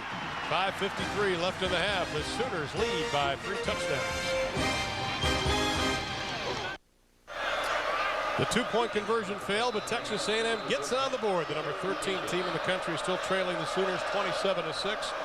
Just inside of 6 minutes left to play in the first half. Oklahoma providing the fireworks this evening. Terrell Jackson already with a big kickoff return. This time they kick it short. Fumble, ball is loose, but Oklahoma Johnny on the spot. Seth Luttrell, who already has a nice fake punt. You can see the hit. Ball pops up. Luttrell again. Right place, right time. Second time this evening. You know, on that last touchdown, you're going to see Chris Taylor out here all by himself. But watch what happens in here. Everybody else stays in on the roll. McCowan pump fakes, and Taylor runs right past him, reaches up, and catches the football. A one-man pattern with 9 blockers staying in to protect the quarterback. Here's that weird formation that the Sooners ran the shuttle pass. This time they just throw it over the middle, and the pass is complete. And again, the strange formation works. This time it goes to Michael Thornton, who's been the recipient of the little shuttle pass. I'm going to name that formation tackles wide, because both tackles line up outside. A&M has got to tighten up inside and rally to the ball if it's thrown outside, because look what's happening. There's nobody inside. And Heupel is trying to either run the ball inside by handing it off to Thornton or throw the ball inside to him. Thornton's getting a workout tonight. Went to South Arkansas, quit during 2-a-days, ended up at Navarro Junior College. Said he knew he could play on this level, just needed the opportunity. He's getting it. He was right. He can play at this level. He's a good football player. Second down and 10 for the Sooners from their own 39-yard line. Luttrell in motion. A&M jumping off sides. This is a free play. And the pass will be incomplete as the penalty flags are thrown. Intended for Seth Luttrell, the junior out of Muskogee, Oklahoma, who's a 2-time state wrestling champion at 2 different weights. And Jason Glenn, the outside linebacker, jumped off sides that time. He's a down guy in their nickel rush. Luttrell reminds a lot of people here of the old Nebraska tailback and fullback Tom Rathman. You see the offsides against Texas A&M. Now Texas A&M did get on the board. Eric, you think that gave them a little confidence that they're back in this game? Confidence, Ron. This bench exploded when Chris Cole caught that long touchdown pass from Randy McCown. I think they know a little bit of OU's recent history of blowing some leads. Let's see what happens later on, guys. Another pass is tipped by the A&M defensive line. This time it's done by a linebacker, Gerard Penwright, the freshman out of Aldine, Texas.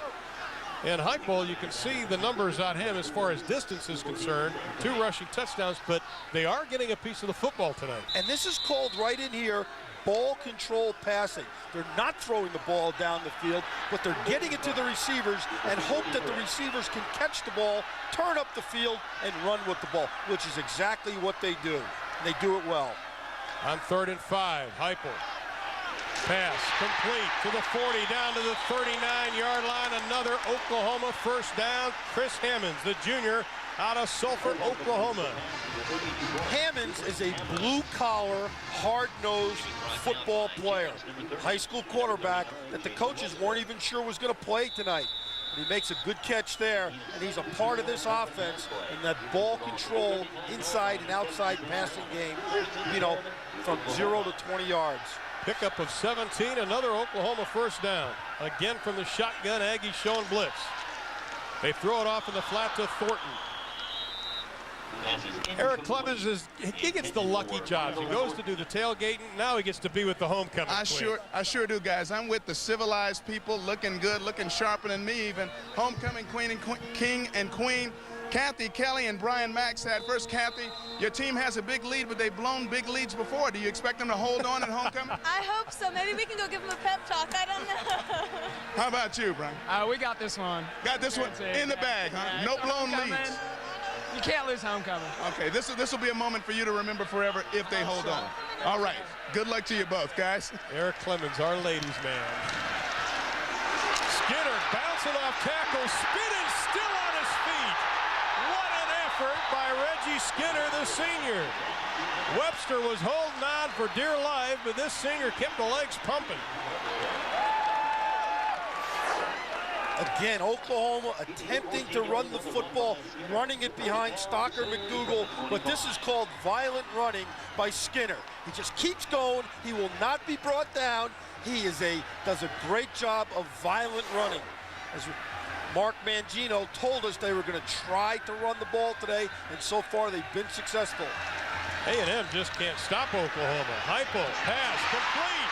Looking for Pater. Down to the 2-yard line is Anthony Antoine Savage. Boy, this is a good-looking freshman. He now has become the all-time freshman receiver in Oklahoma history. 24 yards on that catch. The Oklahoma receivers are taught when they catch the football to turn and get right up the field and go to the goal line. Don't dance, don't go east and west, turn and get right up the field. That was an example of what they're coached to do once they catch the ball.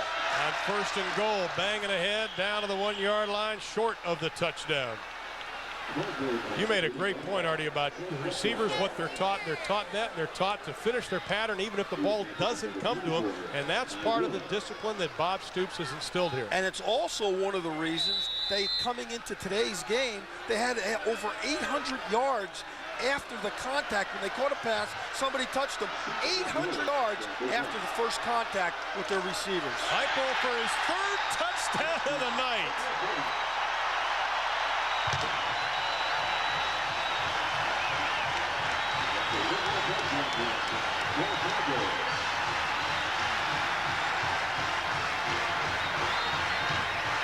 Coach Leach, Coach Stoops, masterful plan tonight.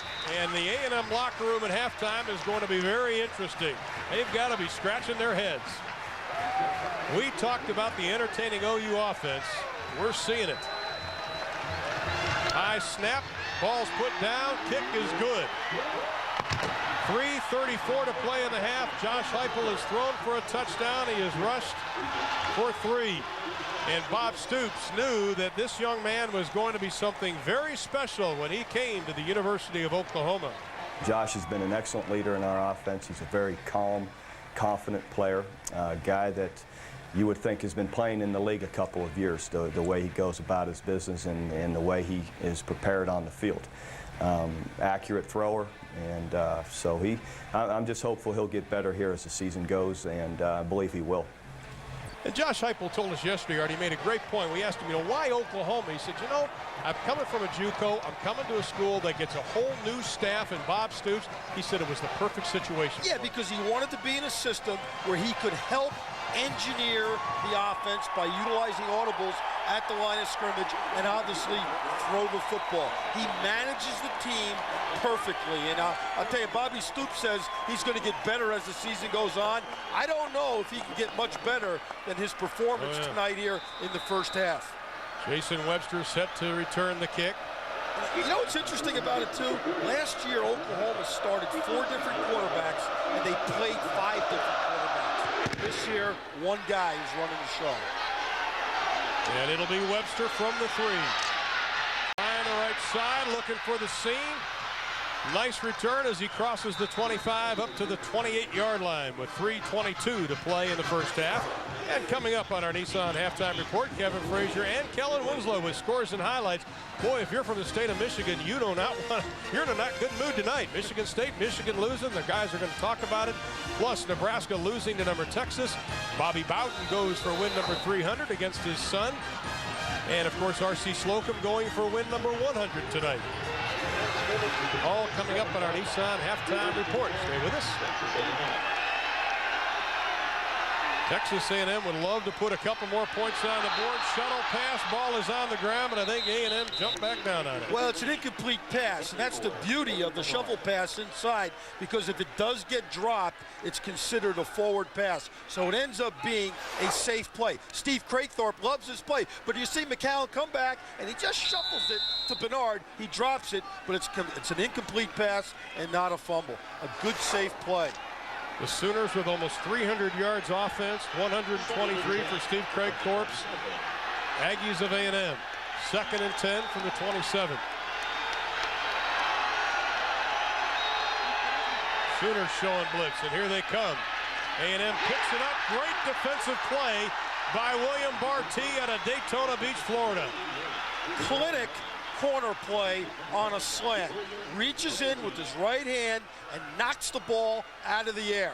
No pass interference. That's an outstanding cornerback play by Bartee. And he's also having a great night. Watch his right hand come in. Just knock the ball out of it and doesn't touch number 88, Leroy Hodge. Mike Stoops, co-defensive coordinator. Oklahoma burned for 4 touchdowns on blitzes versus Texas. But tonight they've been successful. 3rd and 10. McCown for the first down. Pass is incomplete. Penalty flag will be thrown. Intended for Chris Taylor. Pee Wee Woods is the one who got caught. Looks like he had his arm, was given a little bear hug. And Pee Wee's laughing there because he knows that was pass interference. He's not going to dispute the call at all. And I guess that's what happens when you're up by 34-6. You're going to see number 4, Pee Wee Woods, come into your screen, but he is all over the receiver, Baumgartner. That is a good call that time by this officiating crew out of the Big 12. Pee Wee's a solid guy, senior out of Chicago that the coaches have started prior to tonight, the previous 5 games. Saw the penalty yards, and Stoops wanted to obviously improve on that because last year they were penalized 114 times. Not anywhere close this year. It's part of the discipline, though, that he's brought into this Oklahoma program. Sooners rush 4. Pass to the left side, not going anywhere. Oklahoma covered it up. Bethel Johnson on the reception and Roy Williams, the redshirt freshman, on the coverage. Perfect timing by Williams. Not only is seeing the ball thrown, but anticipating the play develop. You know, Oklahoma does not have that dominant rusher, but they've done a nice job just containing Randy McCown so far tonight. 2nd down and 13. McCown just throwing it away. You know what they're doing a good job of mixing it up. Bobby Stoops, as we talked about, is a defensive specialist. They've blitzed, they've covered, they've disguised their coverages tonight and put a lot of pressure physically and mentally on Randy McCown. Bobby Stoops made a name for himself as a defensive coordinator at Kansas State for 7 years and the University of Florida for 3 years. There's the numbers on Randy McCown. You'd look at that and say he's having a pretty good night. Stoops wants to discourage and dominate the run and force the opponent to throw. And McCown's going to be forced to throw now on 3rd and 13. 3-man rush. Plenty of time. McCown over the middle. Passes completed and dropped. Incomplete. Oklahoma converging violently, led by Rodney Rideau, the senior out of Midwest City, Oklahoma. And there's Brent Venables.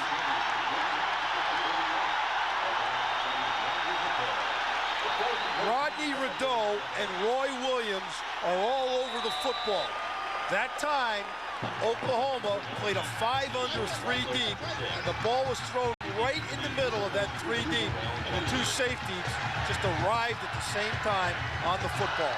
Oklahoma rushing the punter, and Leckler this time. That is vintage Shane Leckler. A booming kick, and it'll find its way into the end zone. His first 2 efforts weren't Shane Leckler-like. This one was 61 yards on the kick for the #1 punter in the NCAA. Well, he reminds me of the old Oakland Raider punter, Ray Guy. He's big, he's strong, and he can really put the ball in the air. And you know, when you look at him, watch his form here. Watch his right leg go up in the air, just like a golf swing. The ball is dropped, he gets up, he gets off the ground, and he booms that thing. That is just excellent form in punting the football. He is like Ray Guy. Well, he's trying to become the 5th player in NCAA history to average better than 45 yards a kick. Oklahoma back to work on offense. They're going to keep it on the ground as we are inside of 2 minutes and 20 seconds. Just a reminder, coming up at halftime on our Nissan Halftime Report, we'll update you on the Michigan State games today, big upsets in college football, and of course, Texas and Nebraska. Kevin and Kellen all standing by. You think Kellen's a little kind of somber now? That's 2 Missouri losses in a row. Well, I'm just shocked that they got shut out. Yeah. That's one of the big upsets, I think, in the conference today. I think Kellen has some eligibility left. I think we could find some here and there. Curtis Fagan in motion. Quick pass into the flat. It is complete to Brandon Daniels. Looking for the first down marker. Reaches forward, and he may have gotten it. Run after catch. What these Oklahoma receivers do so well. They catch the ball, they get it up the field. It's almost like running plays, which is why Heupel doesn't throw the football down the field deep, because he's got receivers that are big and athletic that can turn and catch the ball, and Mike Leach loves getting the football in their hands, and I don't blame him. They've shown the ability to have the consistent drives tonight. They keep it on the ground. Thornton jitterbugging around. And again showing some strength with Michael Jamison hanging on. Inside of 1:15 to play in the half. This style of offense that Oklahoma is employing puts a lot of pressure on the defenders from Texas A&M. You get a guy like Thornton who can run inside, run outside, catch passes in the flat, catch the quick screens. Boy, you don't know what to take away if you're the defensive players and coaches from Texas A&M. Inside of a minute, Heupel into the flat to Luttrell. Stays on his feet, crossing the 40, up to the 44-yard line. Another OU first down after a pickup of 9 on the play. He was stopped by Harold Robertson.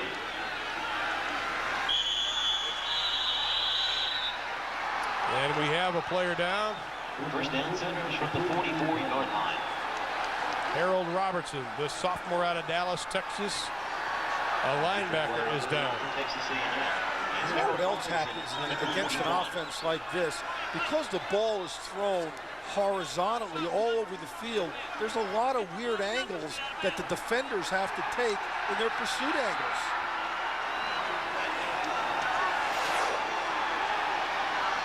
And you're going to see Robertson right here come into the screen. Number 41, he makes a valiant effort, but he's leading with the helmet, and it looks like he jams his head on the knee of Luttrell. But he seems to be okay, which is great news. You have to be a very good open field tackler to play defense against the spread passing game. Oklahoma, 375 yards total offense here in the first half. That is remarkable. On 1st and 10 from their own 44, they're looking for more. Heupel throwing deep. As a man, but it'll be incomplete, intended for Curtis Fagan out of Katy, Texas, just outside of Houston.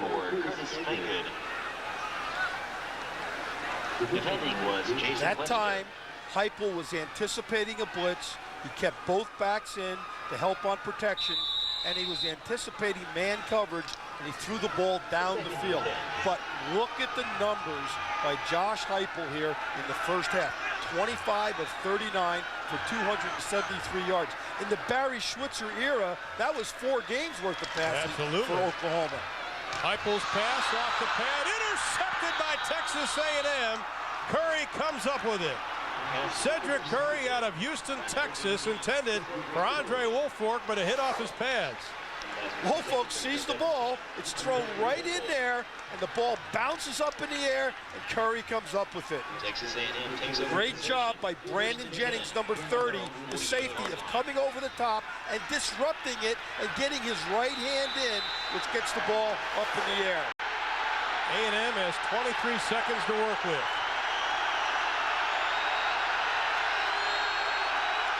They trail 34-6.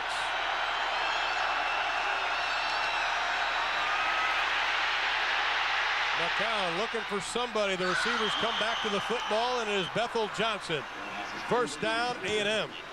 To tell you how big that 375 is for Oklahoma offense, they averaged last year 293 a game.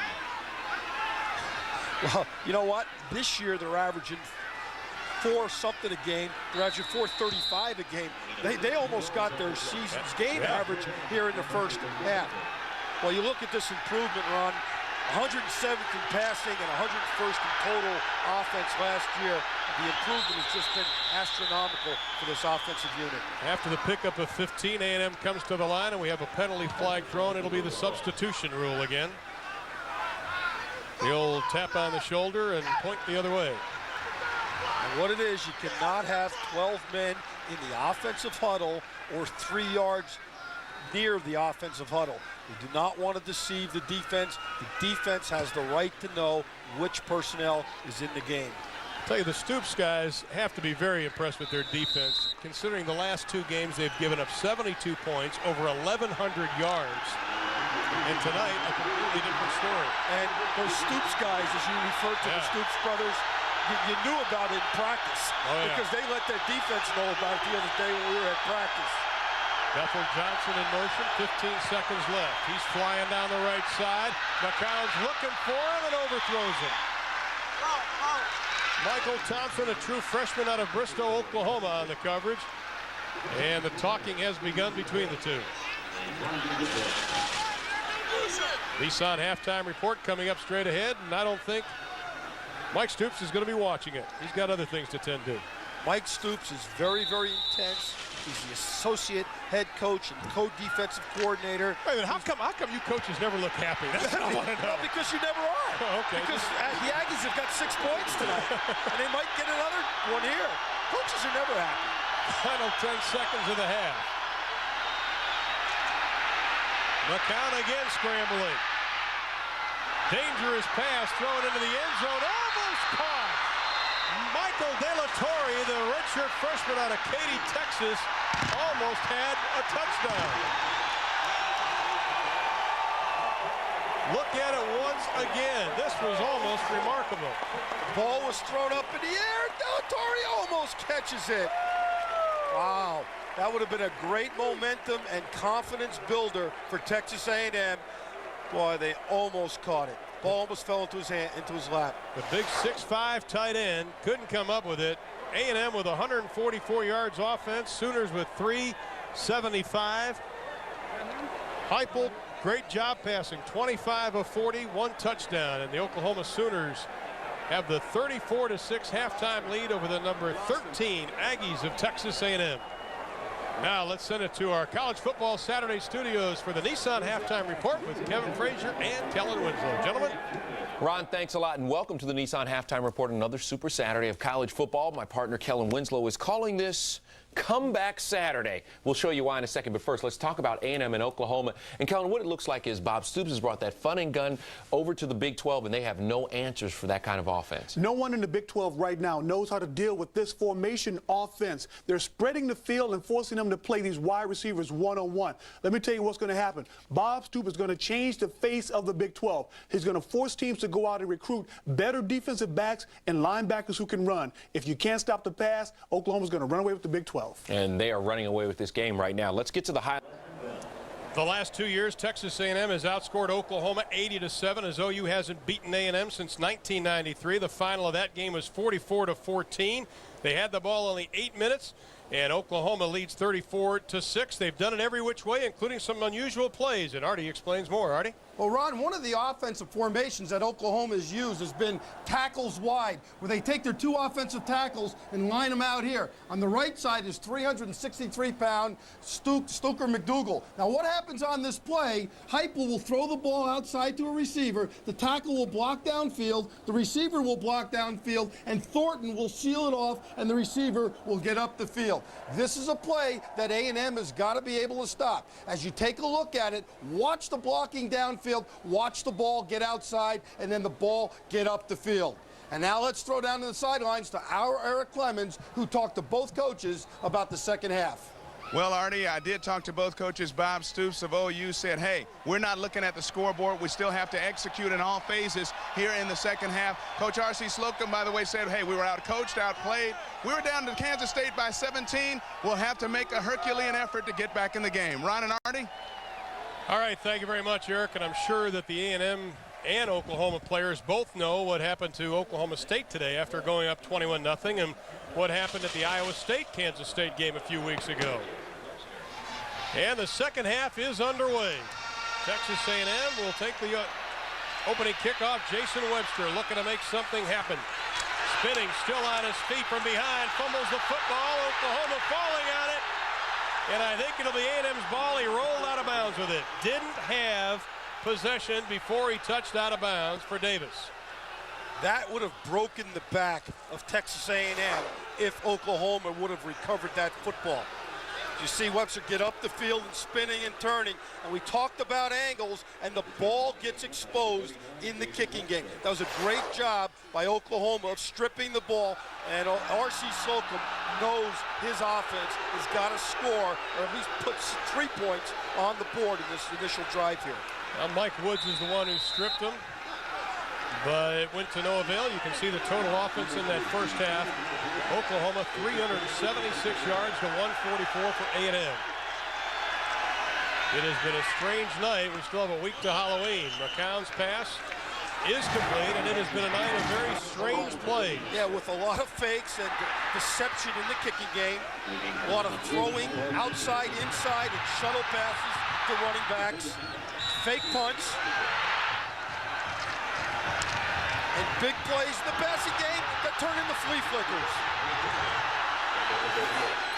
And it is obvious Oklahoma is just going to got to put some kind of pressure on McCown here. They're going to keep it on the ground and try to get a running game going. They do get the first down with Big Jamar, too, as Barry Holloman, the sophomore out of Oklahoma City, on the tackle. But it is a Texas A&M first down. Ron, like we were talking, during halftime, it's going to be interesting to see what R.C. Slocum does. Because to me, you just can't throw the ball down the field each and every play. You want to establish some time of possession as we look at the first half time of possession, but also some toughness to let Oklahoma know you're back in this football game. And you do that by running the football.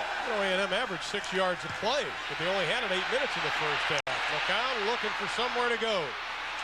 And he's just going to take the smart way out and just head to the sideline. Torrance Marshall was the one chasing him, the junior from Boonville, Missouri. Young man who was out of football for a year and a half.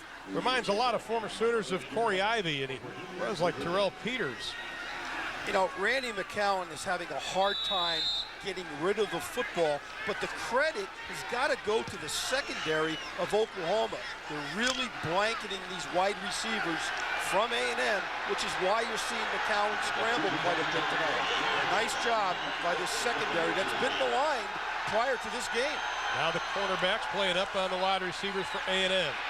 Looks right, throws left, pass is going to be incomplete. Coverage by Michael Thompson. Nobody bit for the fake, intended for Chris Taylor. Pee Wee Woods all over that, and they're in man-to-man. Now watch what happens down here. Pee Wee Woods is going to stay on his man. You're going to see McCown fake to the right, pump fake, and then throw the fade to the bottom of the screen. But because Woods was playing man-to-man, he never, ever bit on the pump fake because his eyes are on the receiver, not the quarterback. Good discipline by Woods. Third down and 8. McCown's pass incomplete, short. Intended for Hodge. And McCown pays the price. He never saw the blitz coming. Mike Stoops called the blitz. You're going to see it to the right of your screen. You're going to see number 4, Pee Wee Woods, come off the corner on a corner blitz. He doesn't get there initially, but he's part of the problem as Rocky Calvis knocks McCown down. A good call in a timely fashion. And Randy's slow to get up. He's going to be helped off by the trainers. We'll try to make sure he's all right, as Leckler's last effort was 61 yards. Averaged over 50 yards a kick in that first half after 2 that were less than spectacular. Good snap. Fumble. Ball is on the ground, and Oklahoma will cover up. Jarrell Jackson just putting the body around the pigskin, and Oklahoma will have the football. A kick of 33 yards for Shane Leckler, and Josh Heupel, who had an excellent first half, comes back. You see the numbers on him, 273 yards. This is what he has done. And again, the decision-making process and his leadership at the line of scrimmage in audibles have complemented the physical skills in what you're seeing here, him throwing the football to different receivers. He dishes the ball all over the field and very seldom makes the wrong decision as to who to throw to. The quick pass is complete. Andre Wolford works his way over the 30 up to the 32-yard line. And one thing about this OU offense, it is designed to work no matter what defense. A lot of coaches are concerned about what defense they'll play. Leach says, listen, this thing's going to work no matter what you throw at us. Yeah, and you look at the possessions, it is working because they've had 4 touchdowns, 2 field goals, and 1 interception in the first half. So that's pretty good success ratio, number 1, and that means everything is working and clicking on all cylinders. A&M showing blitz. Heupel, Thornton is met in the backfield, and he is going to be dropped for a big loss. Now, Michael Thornton never had a chance because Brian Gamble, the redshirt freshman out of Alto, Texas, and East Texas, comes up with a hit.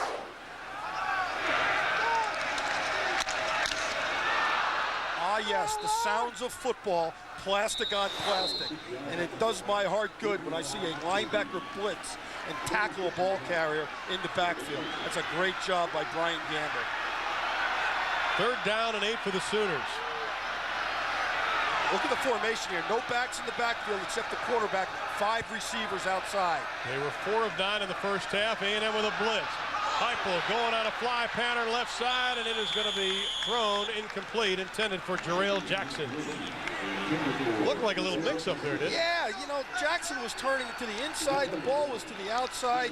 Again, Heupel does not throw the ball deep that much. They anticipated man-to-man coverage. They anticipated some kind of blitz, so we went for the home run. Well, maybe this will be OU's first punt. Of course, they had a fake on their other punt, which went for a 41-yard gain, courtesy of Seth Luttrell. You're going to see OU lined up with -1 man. As you see number 88, Trent Smith, come into the game a little bit late. Jeff Ferguson set to kick it away, standing on his 13. It's a pretty good kick. Fair catch is called at the 20, and that'll be a 54-yarder for Ferguson.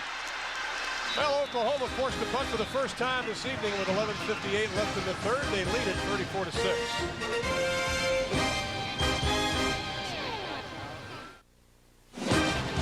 College Football Saturday on Fox Sports Net is brought to you by National Car Rentals. So, what are you waiting for? Along with Eric Clemens and Artie Gigantino, I'm Ron Thulin, welcoming you back to a homecoming sellout crowd of over 77,000 for the Oklahoma Sooners and the Aggies of Texas A&M. Right now, Oklahoma leading 34-6. Randy McCowan slow to get up the last time. The homecoming queen likes what she sees. Kathy Kelly of Tulsa. But McCowan is back into the lineup. We thought he may be taken in for x-rays, but he's going to play through it. He is a toughened man. Play action. Overthrown. Artie, not to speculate, but it looked like it may have been ribs. Do you think that may have something to do with an overthrown football? Once again, it's pure speculation. Yeah, it could a little bit, but that time, Ron, he read a 3-deep coverage. And he thought he could get a wide receiver into one of the seams, so he went for broke, hoping to hit the home run on the post. But he did overthrow it, and I don't know. He's been a little bit off tonight in terms of his deep passes. And R.C. Slocum knows that they got to get something going here and get back into this football game. They haven't had a game this year where they got the total package together. They haven't put offense and defense together yet this year. Well, Texas A&M is going to call a timeout. 11:53 to play in the 3rd. A&M needs to put something on the board and do it quickly.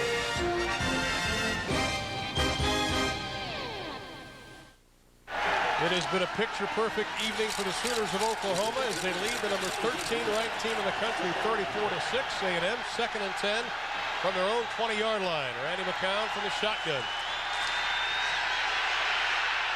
Looking for the over-the-middle screen, and that will fall harmlessly incomplete. Eric Clemens, you have an update on Randy McCown and why he's staying in the football game. Well, he did bruise the left shoulder, Ron Thulin, but he was insistent. He was supposed to go into the locker room for precautionary x-rays. He insisted that he come back out in the game, and you see him out on the field right now, a testament to the toughness of Randy McCown. Guys? Absolutely. Well, you know, he's a Jim McMahon type, the old Chicago Bear quarterback. R.C. Slocum has compared him to McMahon. And one of the things he compares is McMahon's toughness. And that's a great example of it, Eric. 3rd down and 10. 3 receivers to the left, 1 to the top of your screen. Pressure. McCown looking for the first down yardage stick, and he is going to be about 4 yards short. That does not do anything for your shoulder. Rocky Kalmus, the sophomore out of Jenks, Oklahoma, a real powerhouse of football up near Tulsa on the stop. You know, if McCown cannot function properly here in the second half, you know, the Texas A&M Aggies have really got to think about how they want to end this game, because the 2 backups are both inexperienced young players. Shane Leckler, the former quarterback, came to A&M as a QB. Said he hated punting when he first got to A&M.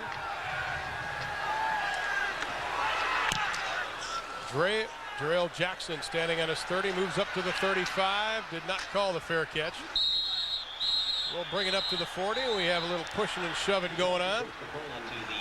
36 yards on the kick, 3 yards on the return. Just a programming note, tomorrow at 11 a.m. Eastern, 8 Pacific, it's the NFL This Morning with Chris Myers, Jackie Slater, Marv Levy, and Chris Spielman. Special guest, Denver Bronco head coach Mike Shanahan, only the 5th coach in history to lead his team to back-to-back Super Bowl wins. Broncos are looking for their 3rd straight after a dismal 0-4 start. So join us for the NFL This Morning tomorrow at 11 a.m. Eastern, 8 Pacific, right here on Fox Sports Net. And did you know that Mike was a graduate assistant here at the University of Oklahoma in 1973? He's come a long way, I would think. Oh, boy. He's not a happy camper these days in Denver. No. Heupel throws it out to the safety valve, and it is complete. Quickly being covered up. Curtis Fagan out of Katy, Texas. Not a big pickup. Watch McDougal here, number 78, Stocker McDougal, a big man with using his feet and his hands. Wow, look at those feet. He spent a tremendous amount of time this offseason increasing his ability to move his feet, and that was a great example of it worked, because that is a big, good-looking athlete who's going to make a lot of money someday playing in the NFL. He is huge. Pickup of 4. Thornton, right side. Cuts back close to the 50, up to the 48-yard line. They need to get to the 50 for the first down. Gamble on the stop. Both backs, Skinner and Thornton, do a great job of seeing where the hole is. That time Thornton was looking inside, saw the hole to the outside, and bounced outside. Vision is a characteristic that's very hard to coach, and the great running backs all have excellent vision. Well, looking at a little x-rays there. Not sure who it is. And I think it's a substitution penalty. Will go against Oklahoma, and it is. Second one this evening. Each team has one. You know, one of the problems with rotating receivers, you know, they got 9 or 10 different receivers, 3 or 4 backs, is you don't know who's in the game sometimes. And it's very hard on the coaches on the sidelines to keep track of it. Bob Stoops has done a great job, though, of not being over-penalized this year in that area. And it's something when you're implementing a new system that I think happens. You get penalized. So we look at the offensive line coach, Mark Mangino, who was at Kansas State with Bob Stoops and Bill Snyder. Mark Mangino, the pride of Newcastle, Pennsylvania. 3rd down and 8 for the Sooners. 3 wide receivers to the left. The Aggies bringing a bunch. Heupel showing some patience, and it'll be incomplete, almost intercepted by Cornelius Anthony, the junior out of Missouri City, Texas. That would have been his first Oski of the year. You know, it looks like the A&M defense has settled down here a little bit in the second half, and the OU offense has lost its swagger, so to speak. You don't see as much razzle-dazzle as we did at the beginning of the game. So twice in a row, Oklahoma will be forced to punt. Chris Taylor and Jason Webster standing back at their own 18-yard line. Now, Ferguson ought to get an Academy Award for his fake job at the beginning of the game on that fake punt. He acted like the ball was going over his head. Did a great job of it. Another great kick by Ferguson. Fair catch is being called for at the 5-yard line. Ferguson has had 2 punts. This one goes for 52 yards, and he has gotten the job done. 54 on his first, 52 on this one, and the Aggies are backed up.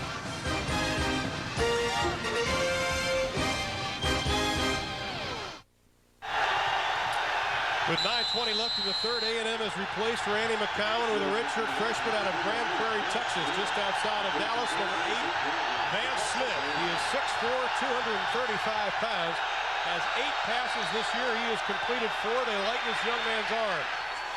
He is picked off, intercepted by Roy Williams, the first of his career. Number 38, Roy Williams. Roy Williams read that pass the entire way when it left the hands of Vance Smith.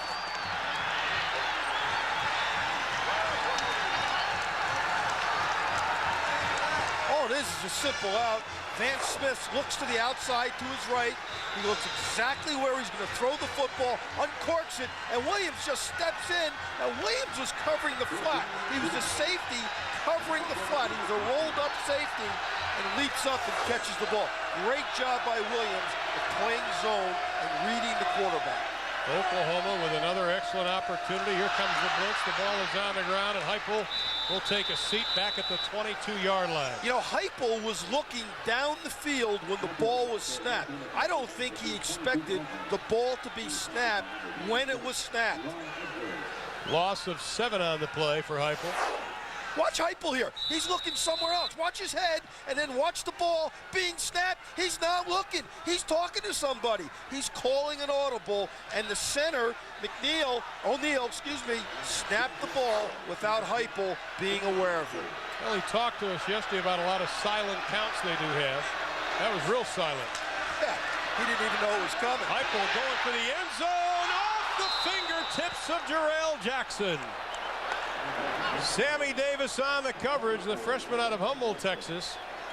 Jackson was about a half an inch away from getting another 6. Good throw that time, man. Boy, that was close. Now Jackson's going to think about that one tonight because he could have caught that one. Little alligator arms right there. You know, Sammy Davis does a great job of, again, getting up in the air. Now you can see why these A&M coaches are so high on the candy man, number 22, Sammy Davis. On 3rd and 17. Again, Texas A&M bringing everybody. Looking in the end zone. Touchdown, Oklahoma! Trent Smith, the redshirt freshman out of Clinton, Oklahoma.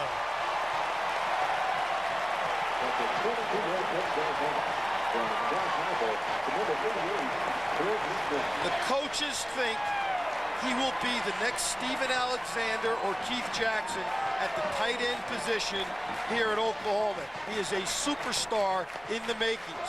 Number 88, Trent Smith, outstanding athlete. And you saw why the coaches are so high on him with that catch. 3 receptions, 30 yards, and a touchdown, the second of his career. The extra point is good by Mr. Duncan. This is a perfect pass by Josh Heupel and an even better catch. But putting it on the money the way this young man did, very impressive to say the least. Great pass, but outstanding athleticism by Smith. You're going to see the ball delivered. He goes up and he just takes the ball out of the air in front of number 1, Michael Jamison. You love athleticism in a tight end, and that's a wonderful example of it. Well, Smith took 6 inches on Jamison on that one. And Jamison's an outstanding player, but I'll tell you, I don't know if he could have done anything about that. That was just a wonderful play by the offensive players throwing and catching. Once again, the last time OU won, the score was 44-14. They're closing in on that now. Well, there's some big smiles on that Oklahoma sideline, and you haven't seen the smiles there in the last 3 years. Oklahoma has been 12-22 the last 3 years. They haven't had a winning season since 1993, but Texas A&M, as far as their offense, you can't score unless you have the football, and they've had the ball less than 11 minutes in this football game, and this is a team that averages 30 minutes, and you can see what Heupel has done so far this year. Not too bad. The kick, 7 yards deep. A&M will take a knee.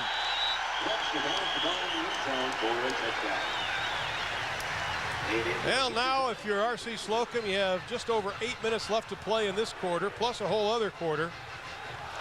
It's a big uphill climb. Yeah, it is. And Steve Craythorpe and the offensive coordinator, R.C. Slocum, have got to make a decision here. Now, what to do. And to me, you don't want to put Vance Smith, your young quarterback, in a situation where you get his confidence ruined.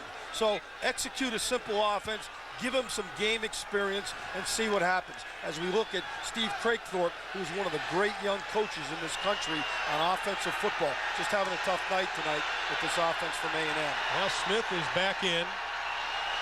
One of the problems A&M addressed early in the season, they really didn't have any experience at backup quarterback. They keep it on the ground. Mark Ferris is the other backup. He's a true freshman. He's a 24-year-old who played pro baseball.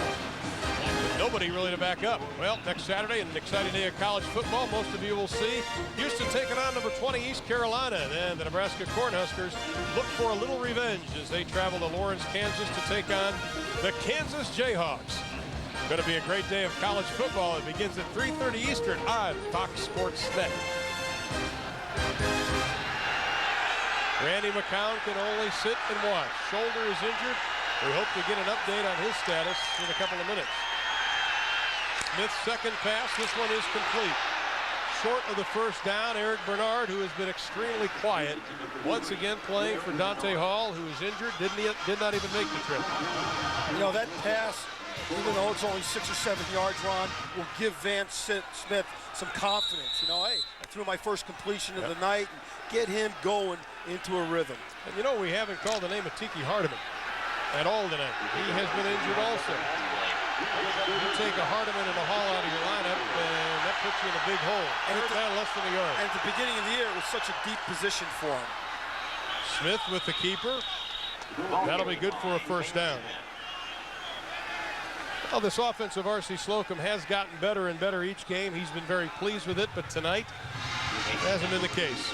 Well, you know, coming into the game, Ron, they were 16th in the country, averaging 440 yards per game, second in the Big 12, and 14th in the country in scoring. In fact, 4 games this year, they had scored over 30 points. So it's a frustrating evening for Steve Craythorpe and for R.C. Slocum. As you look at the total yardage, 174 yards for A&M and 400 for OU. On 1st and 10, Smith going deep, has a man, and it is going to be incomplete. Down at the 28-yard line, intended for Chris Taylor. The typical Texas A&M 1st and 10 play where you take one receiver and run them down the field. You have a little play action in the backfield, and you go for the bomb. Excellent coverage again down the field by number 2, Mike Woods. He's got a cast on his right hand. He broke his wrist, or a bone in his wrist, last week or 2 weeks ago against Texas. Excellent coverage on number 7, Chris Taylor. Well, I love it to see 2 excellent athletes compete like that for the football. Both are winners in that situation. On 2nd and 10. Keep it on the ground. Big hole over the left side, and Jamar Toombs bangs his way up to the 40-yard line. That'll be close to a first down. Roy Williams on the stop, and the core making their way up from the College Station area. And what was really impressive, their band at halftime obviously thrills everybody, and the crowd here in OU gave them a standing ovation. They travel well. When you look at Jamar Toombs, number 5, he has a big S underneath his uniform. He wears a Superman jersey underneath his uniform each and every game. And sometimes he plays like Superman. As we see an unbalanced line here, there's only 2 offensive linemen on this side and a tight end up top. On 3rd and 1, and he may be short. Torrance Marshall out of Boonville, Missouri on the stop. And Marshall is a physical specimen that the coaches here love. And watch Toombs now. He's going to get the ball and the handoff to the right side, and he just gets nailed at the line of scrimmage by number 10, Torrance Marshall. Marshall is 6'2", 242 pounds, Kemper Military Academy, and as soon as he learns this system here at Oklahoma, the coaches think he's going to be a great inside linebacker because he's got all the physical tools to be outstanding. That's eyelash. First down, Texas A&M. R.C. Slocum gets a little time of possession now. They're up to 10 minutes and 42 seconds for the football game. But, you know, the thing that's got to be making him feel good right now, his team has not quit, number 1. And number 2, they're generating some offense here with your backup quarterback in the game. But he's got to get a few more first downs because he's not going to be happy, or he's not happy with only 11 first downs. Once again, Randy McCown out. He is injured. Not sure if he's going to return. We'll get you an update in just a moment. Smith showing that gun incomplete, intended for Bethel Johnson. And Eric, a lot of players have gone down tonight. We have a penalty flag. But tell us about some injury update.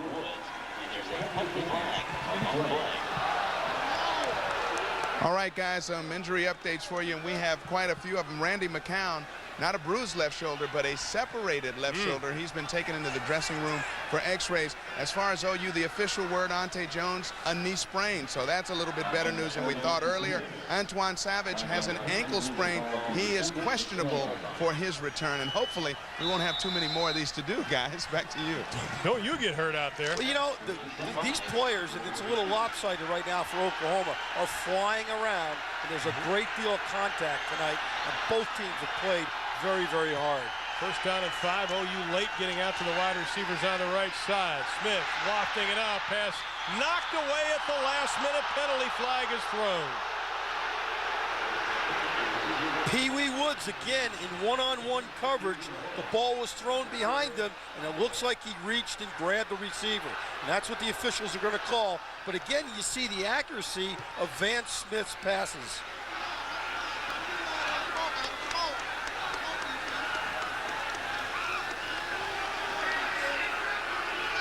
Automatic first down for the Aggies. 5:11 to play in the third. OU scored 17 in the first quarter, 17 in the second. They led 34-6 at halftime, and it is 41-6 now. In case you just joined us, they've done it every which way possible. Fake punts, fake field goals, blocking a field goal, fumble recoveries. They've done it. First and 10 from the 39.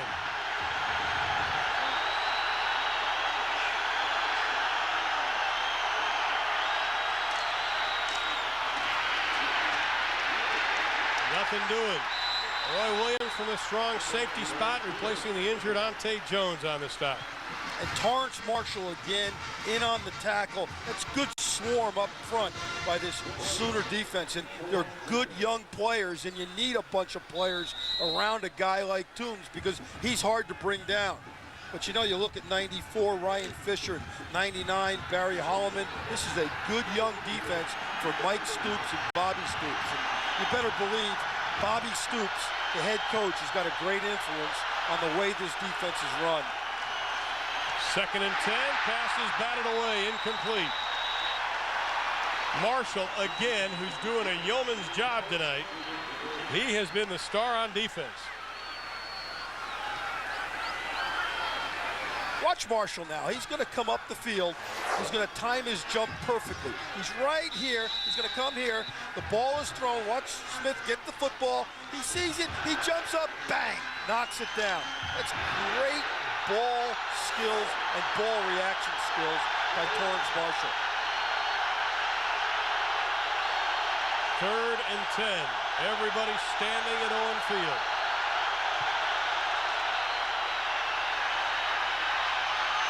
Smith going deep, incomplete, intended for Matt Bumgarner, who has been very quiet tonight. And they strike up Boomer Sooner again. This is quite a position to put this young man in, the redshirt freshman.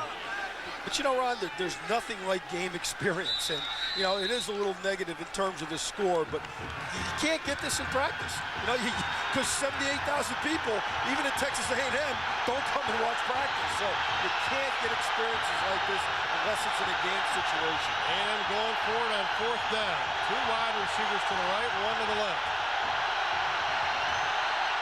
2 of 6 this season. Smith scrambling pass is going to be intercepted. Oklahoma, they drop it. Incomplete. Smart play. If he would have intercepted it, they would have lost about 20 yards of where they're going to get it from. Corey Callens from that right defensive end put the pressure on Smith. Mike Woods comes back. Now you're going to see number 80, Chris Cole. He says, hey, I'm open, I'm open. But it doesn't get to him. Obviously, Smith is looking somewhere else down the field. That time, Oklahoma only rushed 3 defensive linemen, and they covered with 8. And it confused the young quarterback, Vance Smith. Well, Oklahoma takes over the football on their own 40-yard line. Now the clock has become a very good friend of theirs. They swing it out right side to Skinner. Still on his feet. Good hard running as he gets into Texas A&M territory. Now tomorrow at 3:30, Golf Fans tune your channel into Fox Sports Net at 3:30 Eastern, 12:30 Pacific. Final round of the Nike Tour Championship.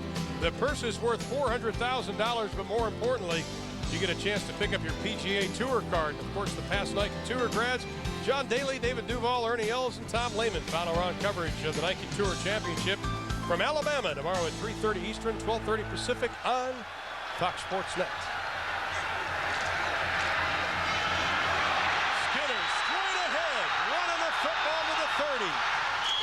Knocked out of bounds at the 27-yard line. A pickup of 20 on the play. That should push OU over 100 yards rushing the football tonight. Now this is part of the chess match. Look, there are 5 players from Texas A&M in the so-called box, which is why they hand the ball off inside, because they have a blocker for every defender. There is no one to tackle Skinner because it was 5 blockers on 5 defenders in the box. That's what coaches talk about when they say there are 5 or 6 or 7 defenders in the box. This time their stuff penalty flag is thrown in the backfield.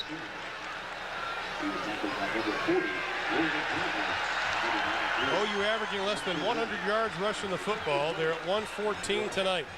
Every time Josh Heupel walks up to the line of scrimmage, and he doesn't count 6 guys in there, he's going to hand the ball off or give a shuffle pass to one of his backs. Well, they disregarded the flag, so there is no penalty. OU 1st and 10 from their own 26-yard line. Heupel checking the sideline for the play. Now, just so our viewers understand, the coaches signal in the plays, but Heupel has got the freedom to change the play at the line of scrimmage, from a run to a pass or a pass to a run, which is what he's doing here. He's telling his receivers, oh, timeout, not enough time to get the play done. Well, Texas A&M had 10 men on the line of scrimmage. Well, a big upset in the top 10 tonight in college football. And with the update, our Dr. Pepper game break with Kevin Frazier. Kevin?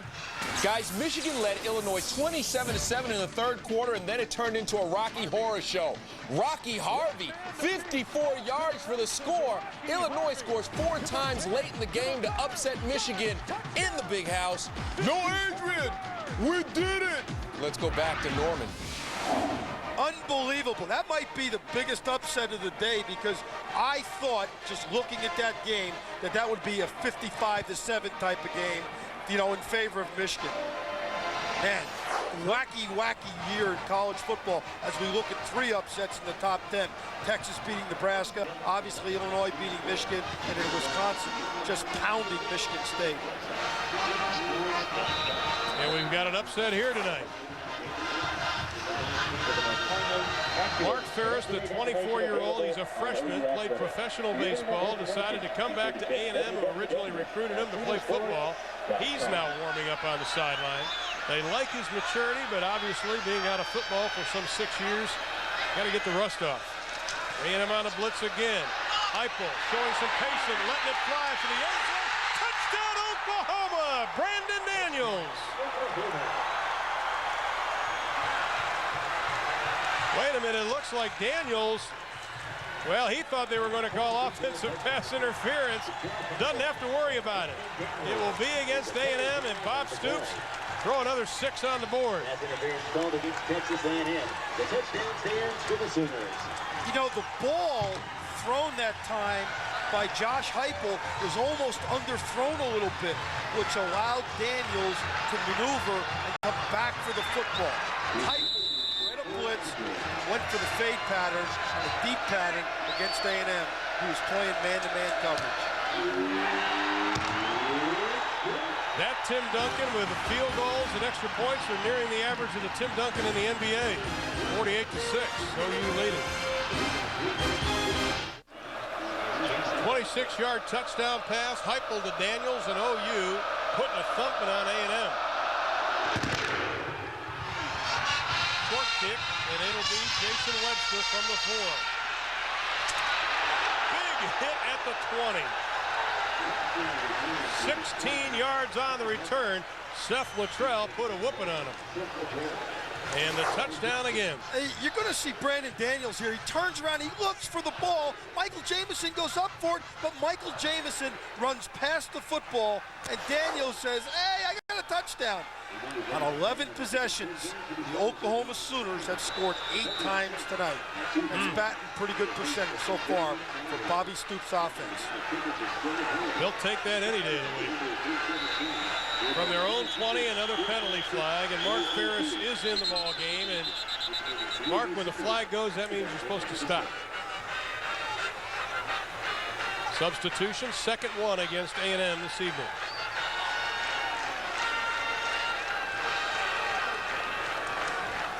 You know, you look at R.C. Slocum over there.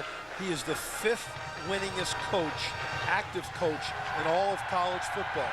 As we talked about, if A&M were to win this football game tonight, it would have been his 100th win as the A&M head football coach in 11 years. And the school's proud history, 600th win in the football history of A&M. A&M keeping it on the ground, a little bit on Mark Ferris.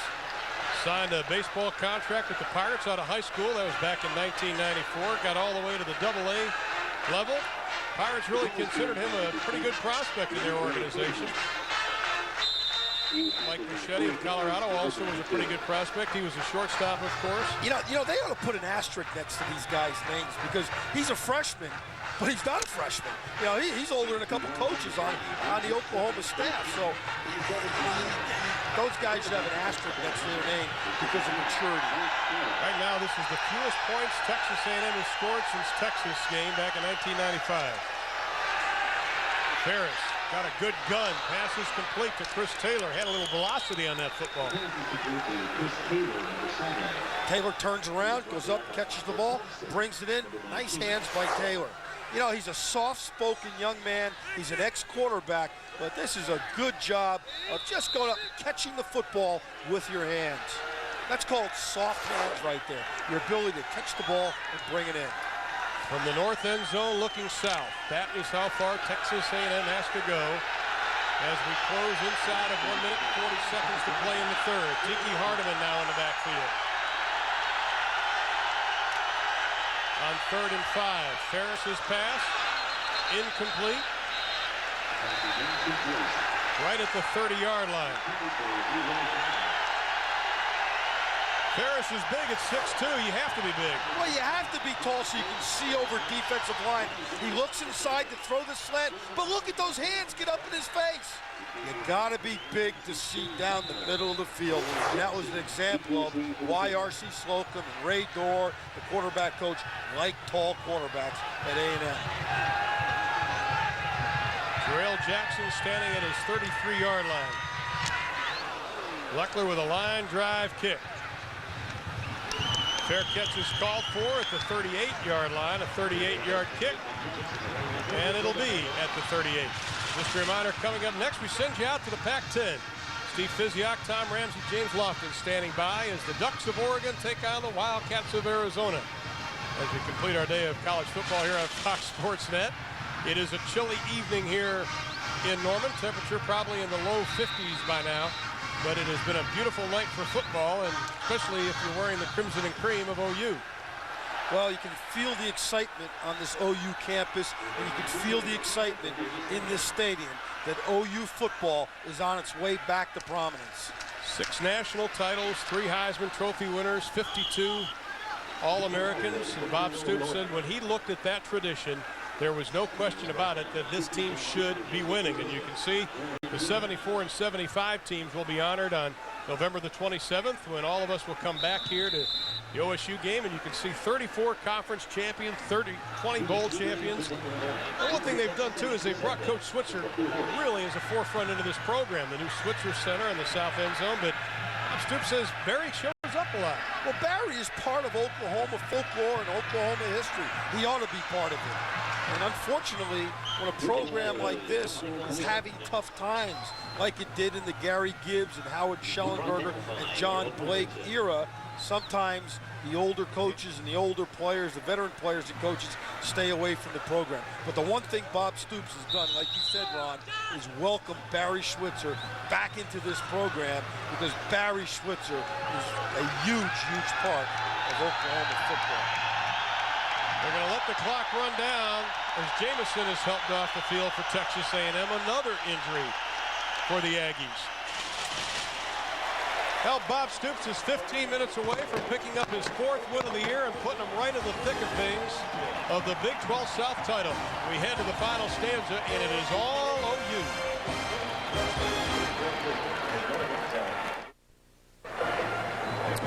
Oklahoma looking to get back into the top 25, and this thumping right now, if it stays this way, might just put them in the top 25 as we head to quarter number 4, along with Eric Clemens, Artie Gigantino. I'm Ron Cooley.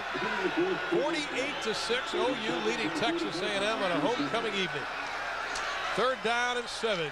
Heupel, pass complete. Damian Mackey all the way down to the 34-yard line. And for a Dr. Pepper game break, here's Kevin Frazier. Florida State trailing Clemson.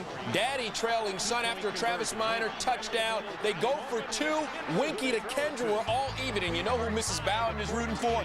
She's rooting for the man who pays the bills. It's all even at 14 in the 3rd quarter, guys. I'm shocked about that one, Kevin, because I really thought Daddy would end up beating the young man Tommy tonight. What about you, Ron? What'd you think? I love Bobby Bowden's comment. He said, Tommy's still in my will, but I can take him out. I wonder if he's going to shake his hand after the game. Oklahoma on 1st down. Skinner bouncing out to the right side, still on his feet. Skinner and Thornton have shown a great ability to stay on their feet tonight, as Oklahoma now closing in on over 125 yards rushing the football. And 90% of their runs tonight have been behind the right side of the Oklahoma right side. Watch number 59, Bubba Burcham, and Stocker McDougal just clear the way for Skinner. Run behind your strength, and that's exactly what Oklahoma has done tonight. Now Heupel goes over center, 2nd down and just a yard on the 25. Seth Luttrell, the fullback. As we mentioned, Father Jim, a great fullback here at Oklahoma. He gets the 1st down. I remember Coach Switzer telling everybody a few years ago that it's not the alignment, but it's the alignees. But I think tonight it's probably about 50-50. It is 50-50, and this is just an abnormal offense. Like the wishbone at one time when Seth Luttrell's dad played here was an abnormal alignment and an abnormal offense. So the Big 12 is going to have to do something to catch up with this high-powered offense. And the key, though, is what you're seeing right there is the quarterback's ability to audible at the line of scrimmage. Skinner looking for some running room on the outside, tiptoes down the sideline, and they will mark him out at the 10-yard line. A pickup of 11 on the play and another Oklahoma 1st down. But give the credit to Josh Heupel again, because he audibled to a run because he felt there were not enough defenders in the so-called box to defend the running game. 27 1st downs for Oklahoma tonight. And watch Reggie Skinner here. He knows exactly where the 1st down marker is, and he gets to it. That's smart running by number 24, the senior, Reggie Skinner. So it'll be 1st and goal to go just inside the 10. They keep it on the ground. Skinner bangs his way down to the 5-yard line. That OU offensive line, led by Matt O'Neill, big number 60, the center, has done just a wonderful job. We've talked about Stocker McDougal and what he's done, but O'Neill there, we saw him putting a little whooping on some of the defensive players of Texas A&M. Well, you know, you look at O'Neill now. He comes from Palomar Junior College out in California, where they throw the ball every down. So this transition from run to pass has really been easy for him because that's what he did in junior college. 2nd down and goal from the 5. Right side, penalty flag is thrown for the moment. Touchdown Oklahoma, Daniels, but it was thrown in the vicinity of Oklahoma. So hold on everything. You know, that's usually a holding call when the official throws the ball into the line of scrimmage like that. Mark Mangino doesn't like the call. He says, hey, my guys hold? Come on. And Mark was right yesterday when he told us he really wanted to run the ball and to establish more of a running game here in this spread offense. He is one of the most personable coaches that we have had the opportunity of meeting. He and Coach Leach and both Stoops and Brent Venables, they just they gave us a good time yesterday. And he's yelling at the official. He says, hey, what is that for? Come on, it wasn't a hold. Come on. Can you read lips that well? As long as he says Yuns aren't calling the right game, then we're going to get worried about it. 2nd and goal now. They push it back to the 15-yard line for the Sooners. And again, OU keeps it on the ground. Skinner spinning down to the 10-yard line. Reggie Skinner, the ball carrier. Of running the football to the right side of the offensive line. Now, the play starts, but watch the center here. O'Neill, Matt O'Neill, number 60. Keeps his feet moving, and just finishes the defender off. He's a try-hard offensive center that has a chance to be an all Big 12 candidate this year. Not too bad in the red zone tonight. 6 for 6 as far as opportunities. 4 touchdowns and a couple of field goals. O'Neal, by the way, he pancaked Ron Edwards on that play. He took exception to it. 3rd down and goal from the 10. 3 wide receivers to the left now. Heupel looks to put it up. Looking in the end zone, and it is going to be incomplete. Intended for Woolfolk. And the crowd wants a hold on that. Woolfolk was breaking to the outside, and an A&M defender held him. The crowd saw it, but the officials didn't. Looks like he may have gotten poked in the eye. He did get poked in the eye. Look at him holding his eye there. Coach Leach bending over. Jackie Shipp, former Oklahoma Sooner, in your picture there. Now one of the defensive coaches. And Duncan will attempt the field goal. They spotted at the 17-yard line. It'll be a 27-yard attempt. Fletcher gets it down. Duncan keeps his record perfect down the year. Tim Duncan with another field goal in Oklahoma, as Barry Switzer would say. They have hung a half 100 on the Aggies of A&M.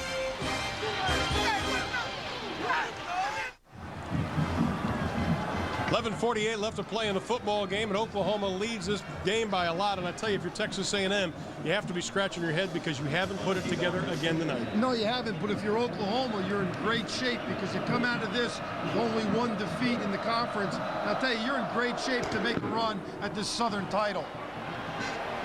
Oklahoma kicking off down to the 25-yard line, up to the 28-yard line, and that is as far as Texas A&M will go. Now we have to see who's going to be playing quarterback now for the Aggies. You know, it'll be interesting to see now here if A&M can continue to move the football. R.C. Slocum would like nothing better than to get on the plane and go home tonight after having scored a couple touchdowns here in the 4th quarter. But it doesn't seem like Oklahoma's going to make it that easy because they're still fired up, and most of their frontline guys are still in the game.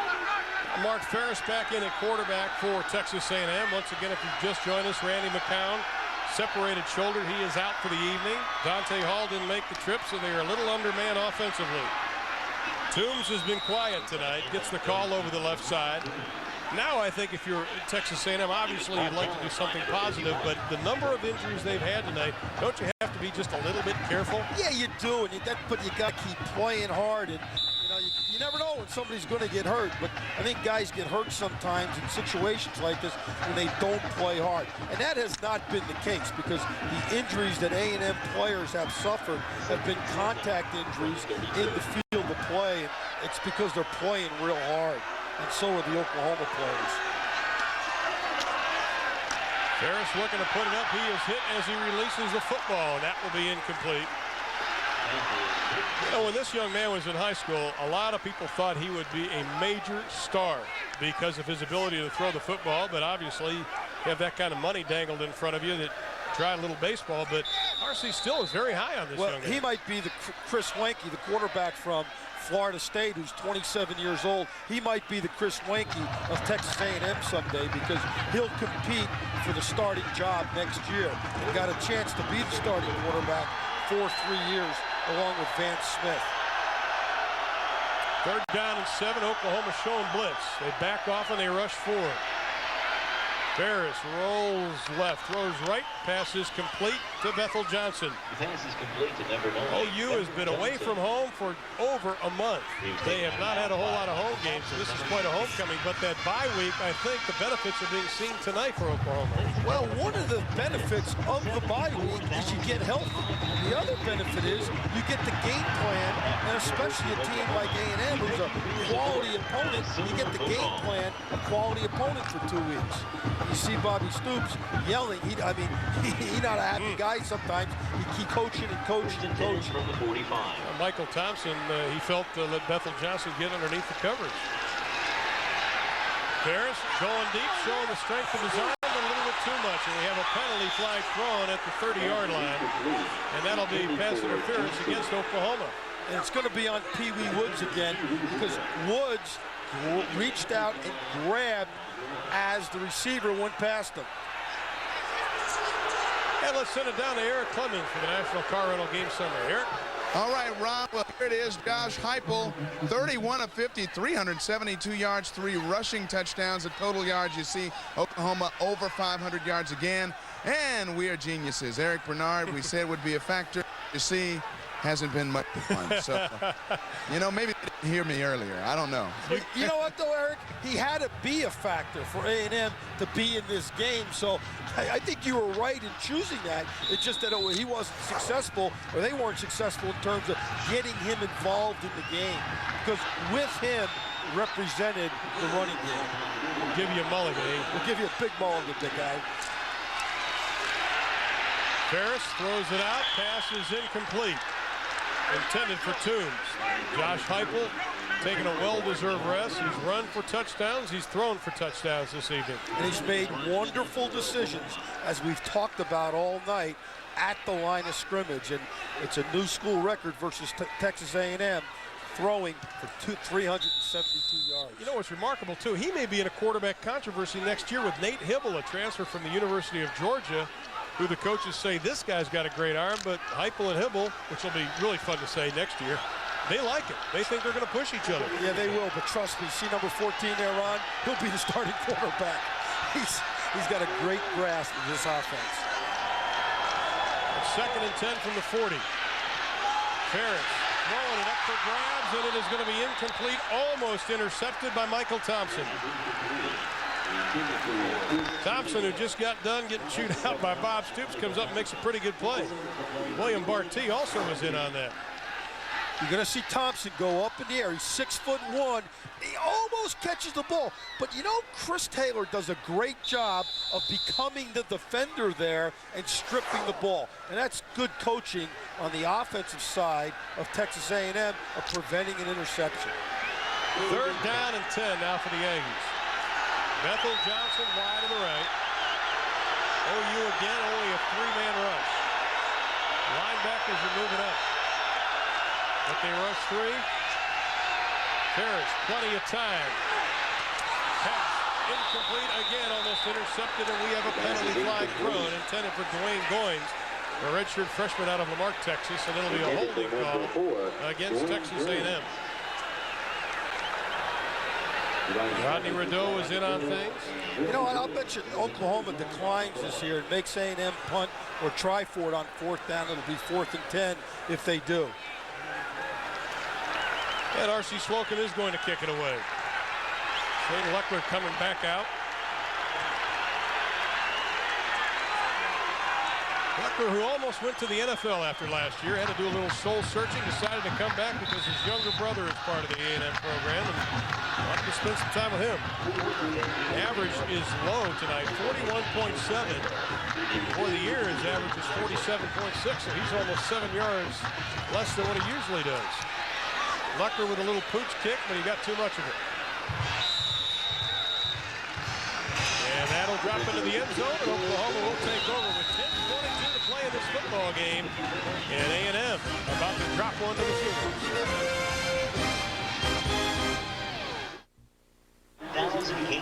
Sooners. Josh Heupel remains in the football game with the Sooners leading 51-6, 10:22 left to play in the football game.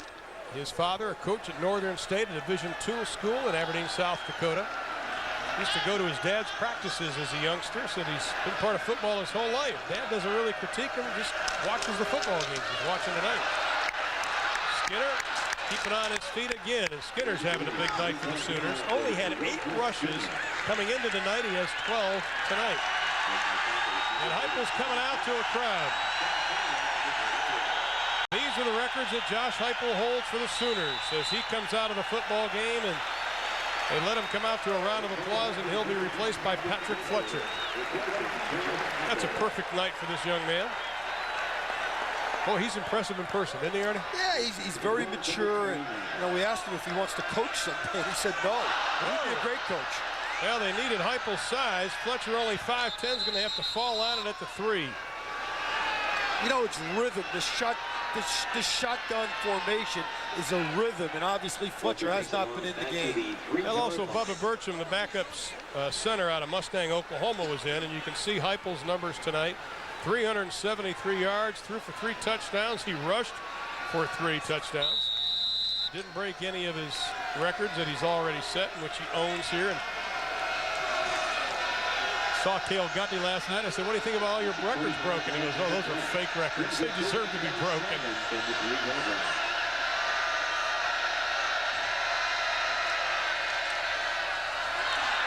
Keep it on the ground. Skinner blasts his way up to the 17-yard line.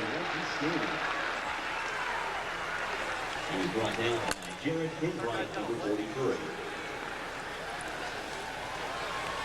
Along with Artie Gigantino, Eric Clemens, I'm Ron Thulin as Patrick Fletcher comes off the field. OU forced to punt. Skinner tonight, nice job rushing the football. 12 rushes, just a shade under 100 yards, and OU's going to kick it away. And it'll be only their third punt of the evening. And Jason Lester. Ferguson standing back at his 2-yard line. A&M came after it. Nothing doing. Good coverage by the men in crimson. 42 yards on the kick. Zippo on the return, and we'll step aside. 8:13 left to play at homecoming in Norman. The fans love it.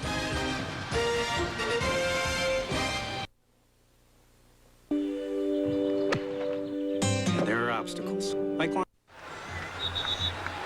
even the little Sooner fans are enjoying this evening. 51-6, Oklahoma leading Texas A&M with 8:13 to play in the ball game. In case you just joined us, OU led 34-6 at the end of one as Bob Stoops pulled every trick out of the bag in that first quarter and in the first half. But you know what those tricks did? They established momentum. They got A&M on their heels, and they've never come off their heels tonight. A&M played 3 quarterbacks, haven't had the football a whole lot tonight. In fact, time of possession, they've only had the football 18 minutes, and OU's had it 33 minutes. Now, coming up next on College Football Saturday, it's Pac-10 football. Steve Fizziak, Tom Ramsey, and James Lofton set to call the game between Oregon and Arizona. That'll come up immediately following this game right here on Fox Sports Net. The game for both teams in the Pac-10. You talk about a wild conference right now. Oh, boy. You know, who's going to win that one will be determined at the end of the year also, just like the Big 12. Yeah, I mean, that game on the 27th of November with OU and OSU right here could have a lot of bowl implications. Ferris being rushed, throws it out on the flat. Pass is complete to Leroy Hodge. Of course, on the 27th, we'll finally be able to get Kellen and Kevin out of the studio and make their way to Norman, Oklahoma. I hope it's about 25 degrees for them on the field. And, you know, let them suffer through some of the elements like we have to on the road. They're in those cushy studios all the time, eating, you know, being served food. And we're out in the elements. Boy, that Fox catering, you know, popcorn and a soda, man. I mean, that's nothing but the best. 3rd down and 1 yard for Texas A&M. Straight ahead. They have the first down and then some. Jamar Toombs on the rush. Now the executive producers of Fox Sports Net are Arthur Smith and Bill Borson. Coordinating producer of College Football Saturday is Roy Hamilton. Today's game was produced by Mike Helling, directed by Ken Fouts. College Football Saturday studio show was produced by Lloyd Maxon and directed by Joe Whitus. Vice President of Field Operations is Andrea Jenkins. And you can see A&M tonight, 229, the average 440. Credit has to go to that OU defense. And the OU defense has come alive tonight. As we had talked about, Bob and Mike Stoops were not very happy with their performance the last 2 weeks, but in the last 2 games. But they've come alive tonight. They've run around and they've played with a reckless abandon as you see him make another tackle for a loss. Boy, Torrance Marshall has done a great job on defense. That time he stopped Tiki Hardiman, but watch this hit. He gets up in the backfield, he reads it perfectly, boom, but nobody blocks him. He was a walk-up linebacker late, and there was some confusion in the blocking scheme by the A&M offensive line. And we talked about Marshall before. He's a physical specimen that's going to have a great, great future here at Oklahoma. Well, they liked him so much, they moved Rocky Kalmus from the middle linebacker spot over to the outside. Get your best guys on the field, and he was one of the 3 best linebackers, so line him up somewhere. 2nd and 13. The left side, Joe Weber getting some playing time, staying on his feet. Well, Eric, I know that there are 77,000 that are staying in their seats tonight that are pretty happy about this outcome. Ron, I tell you what.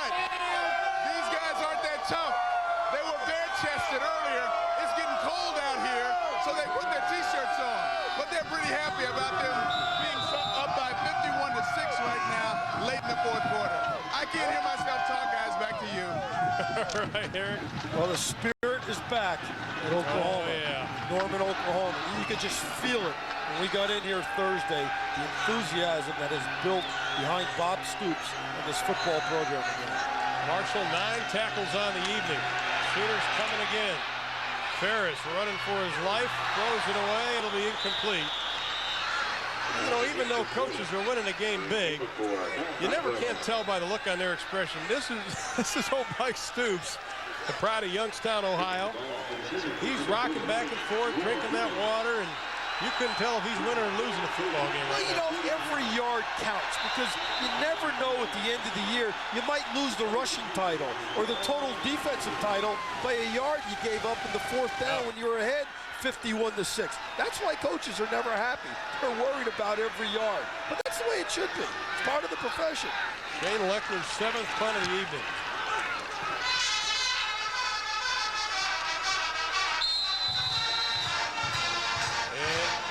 I say Oklahoma's punt. Anyway, the ball is down at the 2-yard line.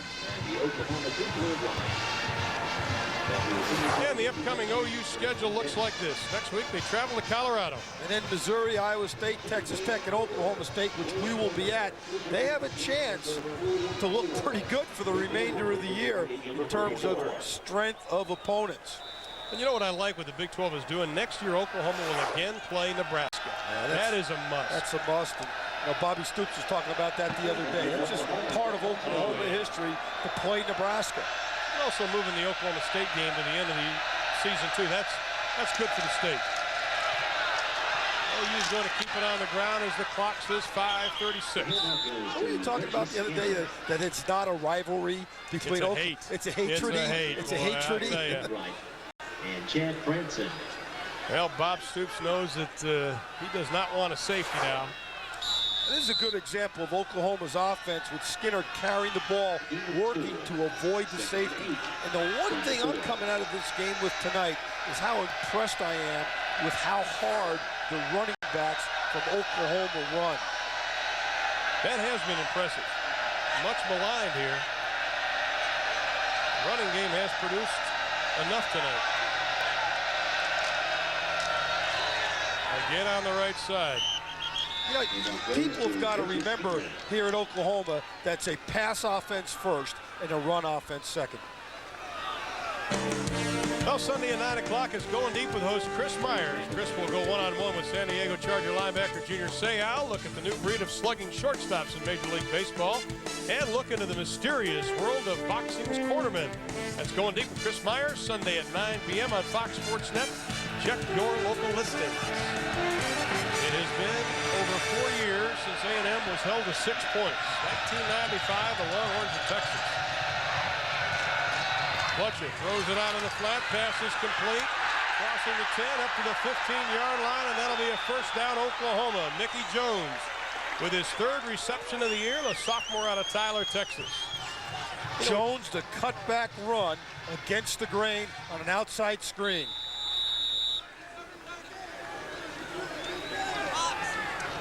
You know, we talked about the return of bringing back the tradition of Oklahoma. That's something Mac Brown also did at Texas. I remember last year him telling us that, you know, he wanted the Freddie Akers and the David McWilliams and the Darrell Royals and the former players like Doug English and the great Earl Campbell to come back. Stoops has done the same thing here at Oklahoma. OU keeping it on the ground with Johnny Bayless. Crosses the 30 up to the 32-yard line.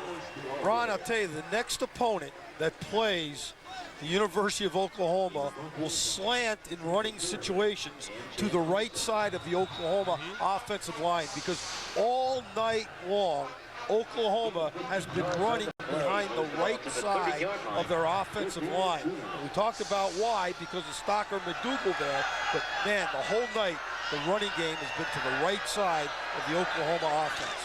And there it is again. It has been successful.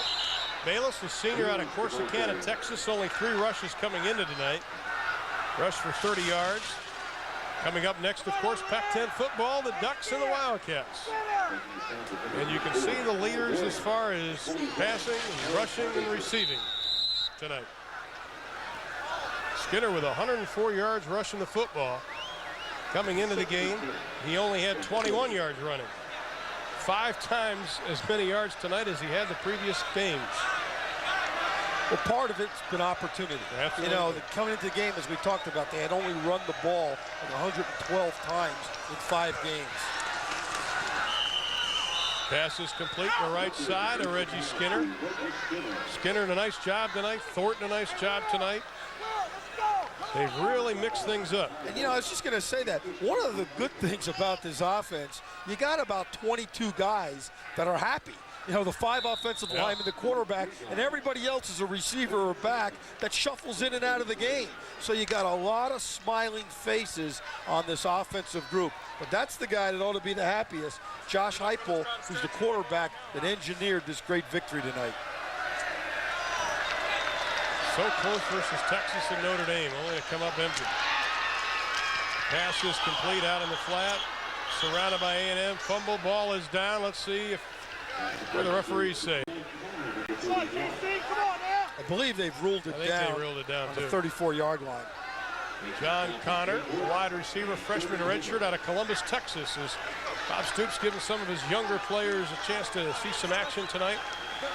You know, as you talked about before, this has got to be a shock for R.C. Slocum because the last 2 years, Ron, A&M has beaten Oklahoma 80-7 in combined scores. And I know R.C. Slocum did not expect this to happen tonight. He knew it was going to be a close game. He told us that last night because Oklahoma is so improved, but boy, not by this margin.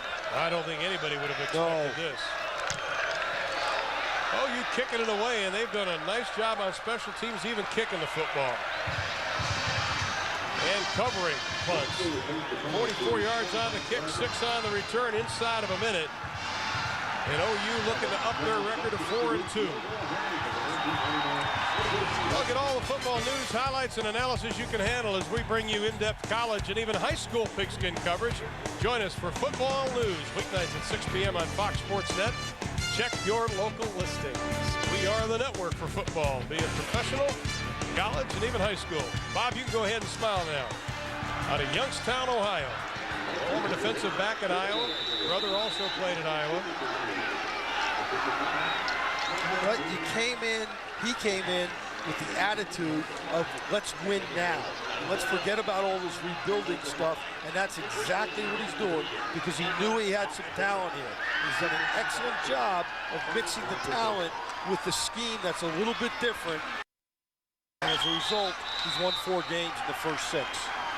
It could be 6-0. Absolutely. Could have beaten Texas and certainly could have beaten Notre Dame. Well, the Texas game, they had 2 interceptions by the Woods guys that went right through their hands that could have been a big turnaround. But R.C. Slocum has to be disappointed. And he said last night, we have not put it together yet this year. But R.C.'s a great coach, and he will get this A&M team back on course because the one thing that he has done at A&M is they compete, they play well, they play good each and every year.